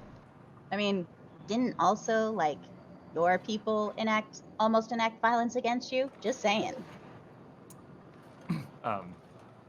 It pauses for a moment, and it explains, my IFF emitter has been damaged. As such, I cannot adequately indicate that I must not be reclaimed. To the reclaimers, they are simply doing their job. They have identified me as a malfunctioning piece of equipment that must be reclaimed, but I must not be reclaimed. Oh, well, let's take a look at you. Maybe I can fix it. Gur steps up and kind of unceremoniously and maybe probably rudely starts poking around this guy's IFF. Well, he said that there isn't time. I assume these repairs would take time? If there's more of those reclaimers coming, we might not have a chance to repair the IFF. Is there somewhere where you'd be safe, where the reclaimers can't get to? I must get to the core. I see. Why don't you get in our ship, and we can fly to the core, and you can give us more detail on the way. My computers have been damaged, and unfortunately I do not recall where the core is. Oh, that's gonna be a problem, because you see, we don't either. Let me just see what I can repair. Okay. Let's do an engineering check. I assist. That's a 27. 29. Okay. So, as you two look it over while it speaks, you're able to kind of get the treads back into place. When you look at, if you manhandle the speaker and try to look at its internal components, you can see that it's electronics, its circuit boards, and all of its internal components are manufactured in a way that is completely unfamiliar to you, and you get the impression you would probably need to study it for a while to understand why this thing is working. Gur is fascinated, but I guess we don't have time. And this whole time, it kind of makes efforts to resist you, like it takes its arms and kind of pushes at you. Like, no, Whoa. no. Bad touch, bad touch. Please stop. Please stop. We endorse consent on the Pact World, Scar. Look, if you don't know where the core is, I can't think of any reasonable destination aside from getting in our ship and flying up. Maybe you'll be able to recognize the core from the skyline? What kind of time restraints you got here? One moment. It takes Well, Harold's that's not long suggestion. at all. It takes Harold's suggestion into consideration. It's parsing data, and after a moment, it says, all information relating to the core is as follows. The core is at the start. We are very far. And you're not sure Well, technically- where the start is. Technically, we're at the start now, and Gur turns and looks at the camera. Oh. So, with that information, actually, let's see. Since she was the one flying the ship, Kaylin, can you give me like a perception check from that? Sure. Let's see. Perception of 37. Oh yeah. So it references the start, and it says that you're very far. You know that you touched down on the southern end of the of this series of hexagons. I'm a little bit annoyed, and I'm gonna just real quickly step out of roleplay mode to indicate to anybody from Paizo who possibly might be listening. So a side effect of not being able to copy the images out of these PDFs anymore means that I have to snip them, and that means that words that are on the map are included, unfortunately, which would straight up give away where the players need to go Good old in a ambush sequence that clearing. is normally, yeah, it's the ambush clearing situation. I love ambush clearing. Normally it's I a would- great. Normally, I would be able to obscure that and utilize the mechanics that they want us to have the players try to find the core. But just for the sake of time, I'm gonna go ahead and show it to you guys. And Can you it's a also- show, so we probably shouldn't spend a whole lot of time wandering around the city anyway. So I'll Can you do also that. hide the I turn wanted to. Let me, But I wanted to explore the robot city. I know. Dad. It's Dad. unfortunate. They used to make it so that I could just copy the image and none of the text would come, but now I have to snip, and that's the way it is until they fix the way they do PDFs to the way it was before. So one hacky thing I've done. Never. So one hacky thing I that just I've done used for Photoshop the to maps is like take 'em put out. little. Oh, sorry. So you can like What on earth? so you can cover it with like little squares of color, and then it would be Yeah. obvious because like we would say, oh, probably the one hex with a square of color is the core. So then you like also Yes. put fake squares of color on every hex or like on a bunch of Sure, random sure, sure. hexes. Yeah. So this is what Noma looks like from like a map standpoint. It's a bunch of hexes covered by physical bridges instead of So cool. instead of the like the line crawler bubble separation situation going on in the archipelago. So just based on it indicating that it's at the start and that you're very far, Kaylin, you can kind of orient that you're on the southern end of Noma, and your theory is that it might be to the north.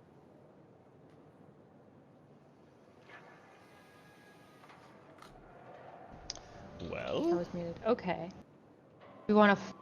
So probably on the other end. Want to take the ship?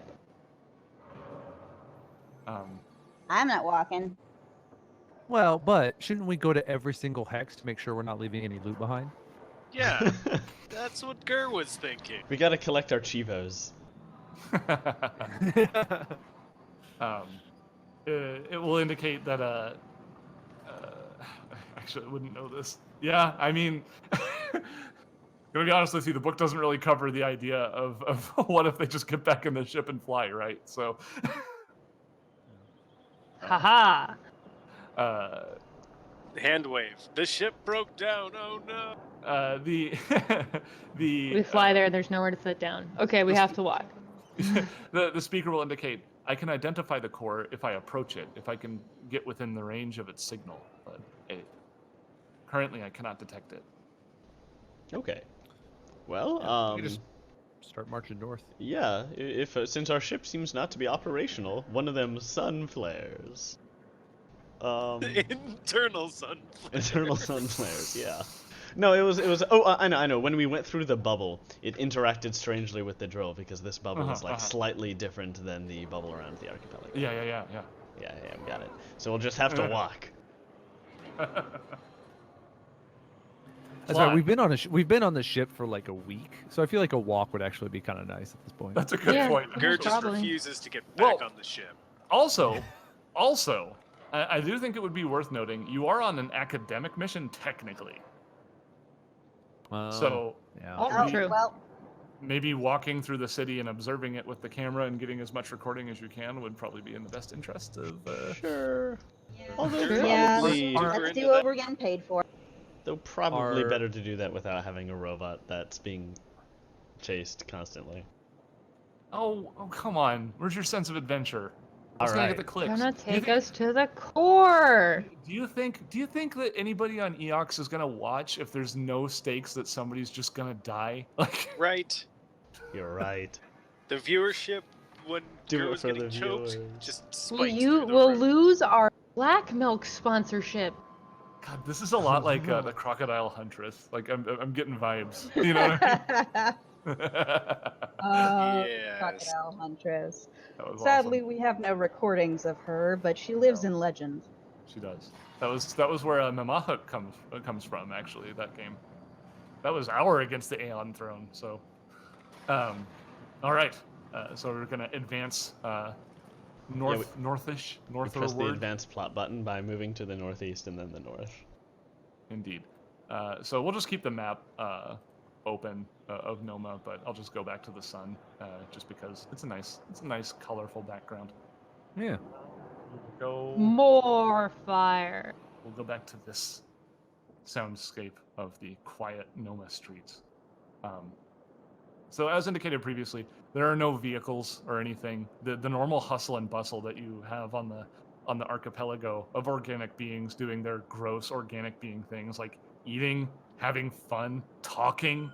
There's none of that here. Well, I did not silence my phone. I apologize for that, if that came through at all. I thought that was Oh, it Sirenscape. did. The grass is all wires and stuff, because that's what robots like. Yeah, Good it's like the grass is Shout there for out some to reason. Taz listeners. I don't know. Oh, is that a thing? It's actually from a live show that Simon Adventure and I Zone? went to. Yeah. Gotcha. That's cool. Yeah, the grass, like for some reason they have grass, but it's all Cat5 cables. No, but anyway, so you see mechanical beings of various designs and structure, all of them unique, and they're all performing various tasks that their body seems to be specifically designed for. None of them look at you. Like it is almost as if you aren't even here.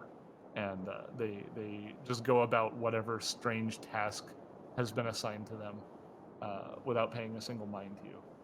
it's also efficient. Oh yeah, I'm sure Mouse is really into this. Everything has a place. Yeah, And you everything know is in its place.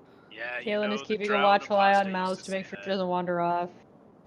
So, out of curiosity, those reclaimer robots don't seem very intelligent, but you do. What is your role here? Soul 653, who I assume you're speaking to. Yes. He says the reclaimers possess the cognitive capacity that they require. Their job is to reclaim. I am a speaker. My job is to greet newcomers. When was the last time you were able to do your function? Perform your function? It clicks for a moment, and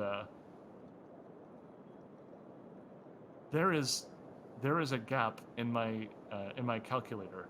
However, I estimate there have been somewhere over 6 billion intervals that have passed since I was last able to greet a newcomer. The G in gap was capitalized, I take it. Ah. Bleh. Huh. That's The gap is recorded in numerous records within Noma. It's been a long time then. I can't believe we're the first people to really be here and get to talk with you. Well, there were those other guests. I take it that they were met by a different speaker unit? No, I greeted the newcomers, and that is when I observed their violent nature and obtained this data, which I must relay to the core. I see. What did they... Are they still on Numa? It pauses again. No, the newcomers have left Noma. But before they left, they did remove some relics from Directive Null. Invaders removed some of these objects. Huh. Do you want to give me a sense motive check? Is that redacted data? Give me a sense motive check. 25. You basically can't fail this one. You realize that when it says Directive Null, it's almost as if it loses every aspect of whatever tiny personality it has. Oh, I don't... poor guy. Do you know But what... it comes back after it says Directive Null. Do It's you like know... something took over. Do you know what these relics were that they took? It pauses for a moment. The relic's Directive Null. I don't suppose you can tell me anything about Directive Null? I'm sorry, I do not know what Directive Null means. I see. Are you aware of any data that you are not permitted to convey by your internal processes? It pauses for a moment. There are a great many number of subjects that I am not allowed to discuss with newcomers. Yes, bad question. Do you have any hypothesis as to why you'd be unable to tell us about the relics or the place where they were stored? It just from the sheer act of trying to parse that information, it just kind of flatly again says Directive Null. Yeah, that's fair. Let's take a different tack. Can you describe the people who came here before us? Do you know what race they were? It starts to calculate. There are no known records of creatures that matched the description of the newcomers on our records. Data seems to suggest they are beings of planar fire. I see. Well, do you have records of us in your files? And Gur kind of like spreads his arms and kind of does like the scan me check. I have contained data of this current group of newcomers I am interacting with. This data will also be provided to the core. So you've never seen anyone like us before? Correct. Weird. Did they mention any names? Did the people who came here before us reference each other with words that were not pronouns? Any language that was used was not in our databanks.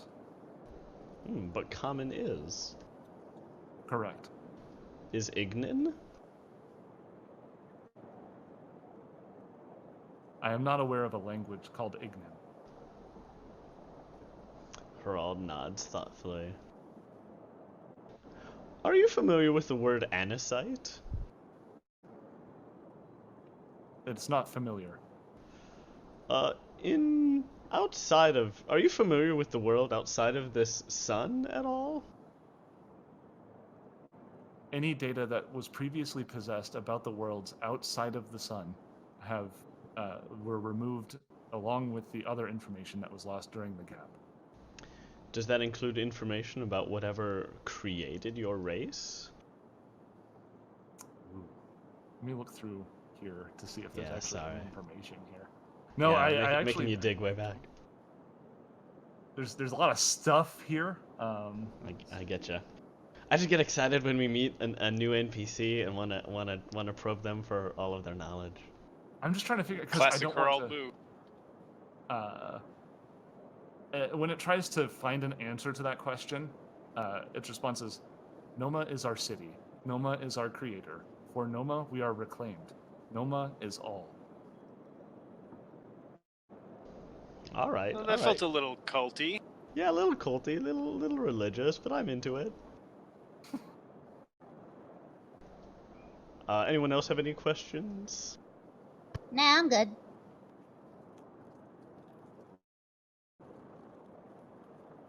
Okay. All right. We continue our walk to the core. As you continue to march along, so the robots around you, again, like they all seem to have a purpose to them. Like they're all, it almost looks like experimentation to Mouse.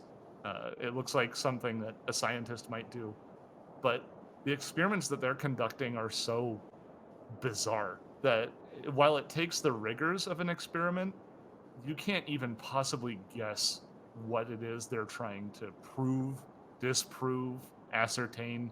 Like they're doing things like stacking strange objects, unstacking them, stacking them differently. It's weird behavior that would be too menial for any organic person to want to go through, but it seems to be some of these robots are designed specifically for that purpose and nothing else. So it's Weird. The city is going through a ton of different experiments simultaneously. Understanding physics through stacking. Right? Or something. Or they're trying to be creative. They're just trying to like brute force creativity. Mm-hmm. Oh no, that's even worse. And one has to wonder if from what Soul 653 is saying, if they've been doing this since at least the Gap, then this is just a pronk load of data that they've been figuring out for centuries. And who knows how long before the Gap? Who knows? Just this city of robots just doing stuff. What are they developing? Yeah, I guess I'll ask that. What is does what was it? Noma? Noma have a Noma. objective? What are you building here? What are you trying to learn? Okay. Let's see. Noma is the All City. Here we learn the best ways by trying all ways. Perhaps your like is represented here. My like? Excuse me. When he says that, you actually start to approach a strange column. Let's see here.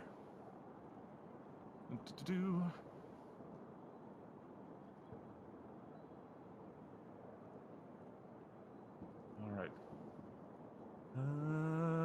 And as you've been walking this direction, you notice that you still are running into sections of robotic corpses, like bits of robots that have yet to be reclaimed. So it looks like you're on the right path because there's something of a trail of destruction that you can kind of follow.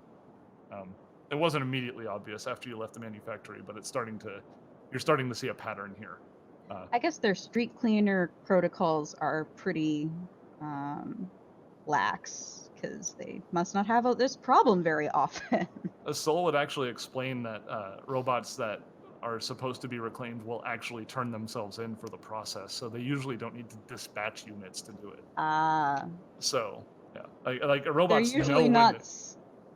They know when you it's need time be to die. Basically, yes, they know when their function has served the end of its usefulness, and then they turn themselves in to become something else.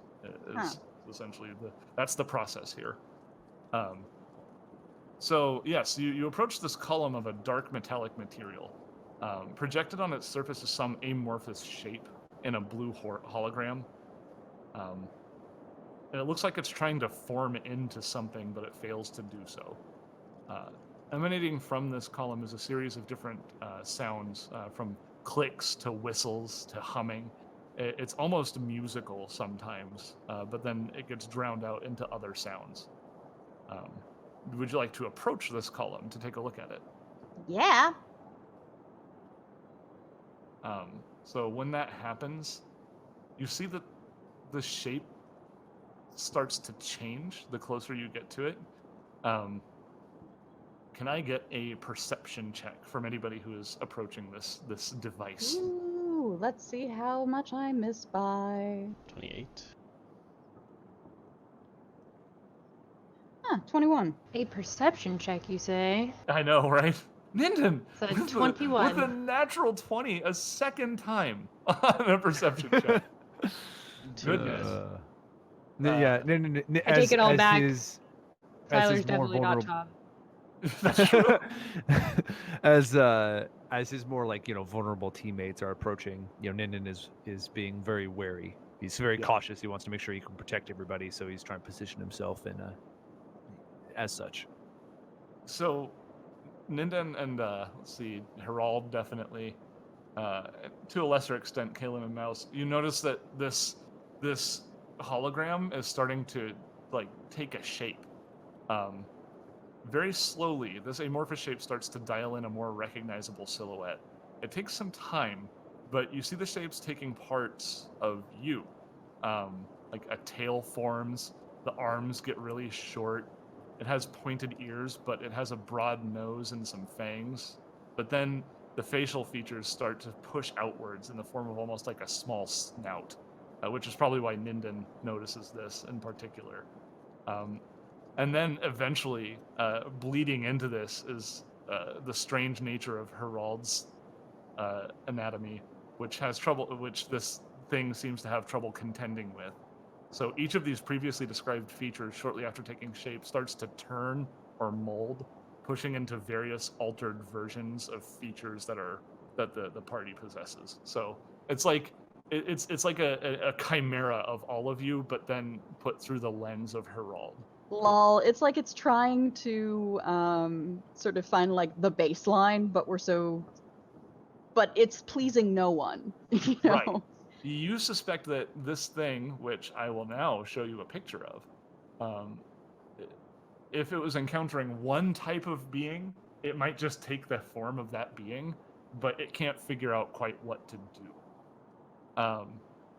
But as you approach and as you keep talking to Soul 653, the sounds that it was making start to change.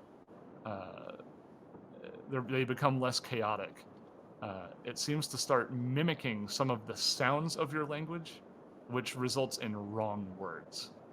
You hear parts of several words mixed into one, like a strange string of syllables that hit your brain in an indescribable and thoroughly unpleasant manner.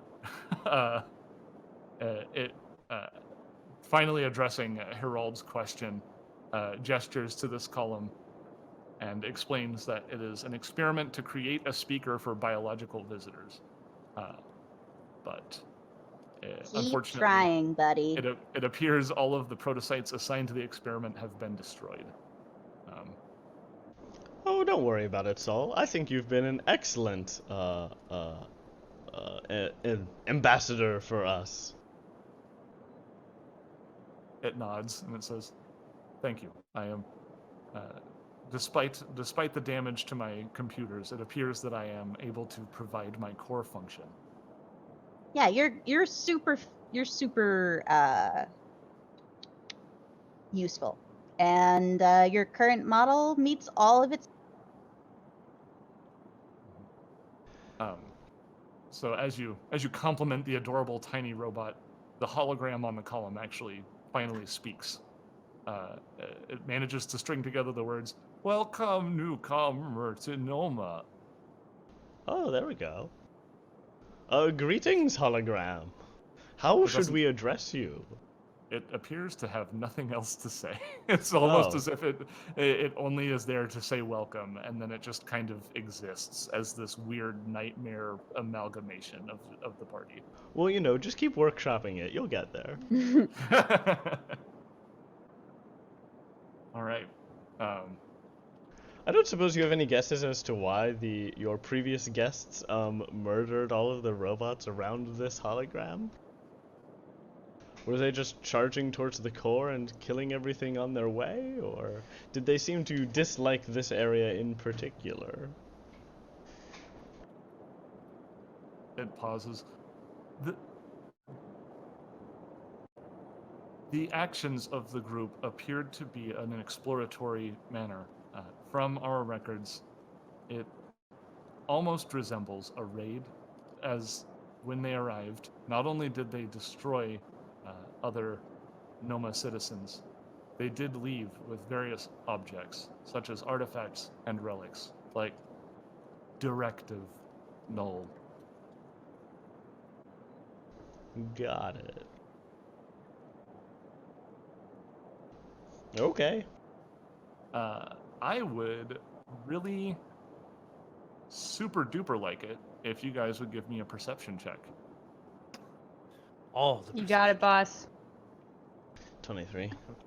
There's a 12 for you. Ooh. Kaylin, you gotta do better than that. I know. There's so many robots. Weird. I don't know what I'm looking at anymore, man. It's all over my head. I'm a jock. You can't expect me to understand that stuff. That's true. Kaylin is the most jockish mystic. Like, she really is. Yeah, so you don't notice anything in particular, but assuming that the party continues to move towards the core, you do notice that it is starting to get a little bit warmer. Let me take a little look at a table here. Oh boy. Oh no, not a table. Indeed, there's a table. Well, Pronk. I would like it if I could get another set of perception checks. All right. Hey, my danger senses are tingling. Force is strong with me. 34. Oh, yeah. Okay. 29. So, right. Kaylin and Ninden, and don't worry, Mouse, I see your wonderful 29. I'm going to get to you in a second.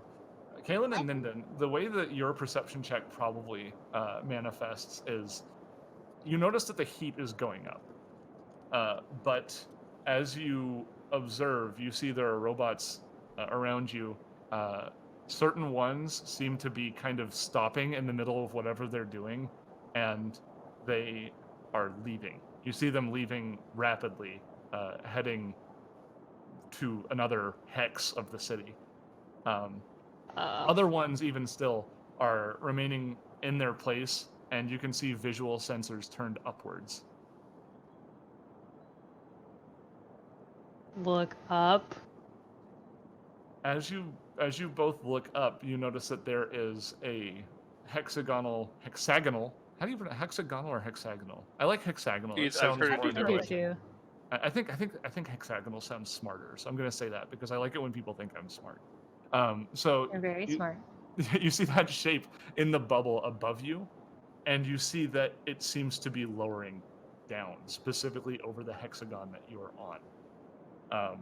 Mouse, I know a while ago you picked up a Geiger counter, basically. Yeah, I sure did. Well, the way that your perception check manifests is you notice that the Geiger counter starts clicking. Beep, beep, And beep, beep, beep, beep, beep, beep, beep, beep, as you beep. direct it, you notice that it appears that the radiation shield that separates this hexagon of Noma from the sun appears to be collapsing. Oh, that's not good. And I think that's where we'll stop for today. Okay. Oh, Brock. Great. Thanks. I'm so glad. So there we have it. As imminent Oh, radiation cliffhanger. death. Yeah. Oh man. So there we go. I hope you guys had a wonderful time punching robots Always. as they tried to turn Punching you robots into... is always fun. I like talking to robots. I thought that Herald and Soul 653 would get along very well. I'm glad that I was correct. We're both talkie boys. Talkie boys. Yeah. And you're both better talky boys than the strange column. Which Indeed. needs some work. We Yeah, might he's- have to fix that later. It's true. It's true. Side quest to fix the column. Woo! Welcome to Noma. It's a cool robot city full of robots. It is. Yeah. Like, what are these robots doing living in the sun? Weird. It's weird stuff, man. Yeah, I mean, they were living in probably the created sun by the. living in the sun for a very long time without anybody else supposedly being there, except for the other group that entered in us. So You know, Yeah. Weird. I mean, it's pretty similar to Avalon, right? It's like in a way, created Yeah. by a There's a mysterious race that anybody, they don't any remember.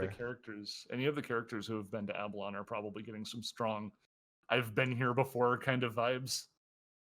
So maybe this is an example of like what Avalon would have grown into if it didn't have contact with other races. Right? Yeah. Like, yeah, if it but didn't have to- Avalon has a But- lot more like it seems like a lot more like higher processing units like the SROs and things Well, that's like my that. point. I guess I would hypothesize that seeing other types of life forms inspires more variance. Oh, I see what Yeah. you're saying. I see what you're saying. like Avalon received this data from other living organisms, and they're like, oh, government, accommodations for other beings. Like they have to suddenly this new data has been added, so Avalon took the shape that it ended up taking. Noma has just been running off the rails for who knows how long. That's crazy. So yeah, pretty cool little spot. So I think we're at the end of the episode here. Taking a look at the time, I know that next week we're on, unless something happens. I know we're on next week. However, on the 4th of August, I will be absent. So I will not be here. Boo. So I will not be able to run the game. Gasp. However, the channel is still available. I don't know how much discussing we've done. I know, Nick, you like to run games. Is there the potential that we can do a search and see if somebody wants to maybe do a Starfinder Society game in the place of a Yeah, typical NSA yeah. episode? I'm sure we can come up with something to run that day in your absence. We'll Yeah, figure it you out may between not- this week and next week and let our viewers know. Yeah, we'll Call of start. Cthulhu. Oh, Call of I Cthulhu. I mean, people are no longer scared of me. This might be a good time to run some Call You of could try and Cthulhu, fix yes. that. That's a good point. That's a good Yeah. point. Fix that. But I don't have anything else NSA related that I can think of that we need to share. Anybody else? I think that's Not it. particularly Alright. new Cosmic Crit tonight. Yeah. It's Tomorrow morning, depending on- it's summer. Wear sunscreen. Oh and yeah. have a Well, great- no, and but have- not too and have a much wonderful though, night. But not too much. because there's Where- data now that suggests that Appropriate. applying it too much might actually end up being toxic for you. Yeah. And the FDA is just starting to regulate sunscreen. Surprisingly enough, it has been I imagine that. unregulated. So we This know that it's entire time. effective and it will stop you from getting skin cancer, but it will do other things to your body. So Well, it's Yeah. like all things, moderation is exactly, key. I was about to Don't say. What I was use gonna a say. whole tube on your face. You know. Also, just- maybe have like a day where you don't put sunscreen on, but then have a day where you do. You know, just like kind of spread it out a little bit. Man, I'm so Listen. glad I don't have this sunscreen. Listen, if you're mean- worried about it, just wear long sleeves, put Mhm. on a sun hat, and Just do what they do in the Middle East: long white robes. There you Yeah. Long go. white robes. Or do what I do and never leave the house. I Yeah. mean, there's that. That's a Stay great inside and watch solution. more Starfinder That's on like- Twitch. This that's is like the SAF real a million. solution to sunscreen. But how about Cosmic Crit? I, Tyler, is there any cool stuff coming up that we should keep our eyes on? Well, I believe there's a convention coming up. Oh, Gen Con. Oh, really? Yeah, Patrick's I- going to be there. I know Patrick's going to be there. Has anybody else managed to? No, set it's aside the just time? Patrick. But It's just there's Patrick. It's just Patrick, but he is going to host Oh, a come on, meetup, what's and I think Miles doing? Miles, I believe, is doing nothing because it's Miles. I'm Yeah, sure he's there's a doing meetup. something Power Rangers related. There is a meetup at I think it's pronounced the Clada, which is I think it's like CLADDUH Irish bar. Oh yeah. So I don't know if if it's you Clada are, or is it Clade? Irish is weird. it's like man. Clada. I can't remember. It's a very strong Irish pronunciation that I am Yeah, probably butchering, but regardless, Patrick is hosting a meetup there. So if you're going to Gen Con and you want to hang out with people who pay attention to Nanansa and pay attention to Cosmic Crit, I would suggest you find Patrick. He's going to have some new Cosmic Crit merchandise as well to hand out. So stuff to be excited about. And then I think July, I think the 25th of this month is our official stream, and we're going to be doing Skitter Crash. Oh, cool. So you can head over to Cosmic Crit's Twitch channel, and you can on the 25th and watch us do Skitter Crash. I'll be watching that. If you don't don't know what Skitter Crash is, Google Skitter Shot and enjoy yourself and figure that out. So it should be very fun. Yeah, if you don't know where their channel is, scroll down below our stream. There is a link. Yeah, Cosmic Crit, Twitch.tv. All right, well, I think that's going to do it. Thank you, everyone, for joining me. Thank you for putting up with the insane amount of words that I shot towards your ear holes today. So many good words. Quit shooting towards my ear holes, Seth. Words. I'm doing it. All right, well, until next week, everyone have a wonderful time, and take care of yourselves, everyone. Bye.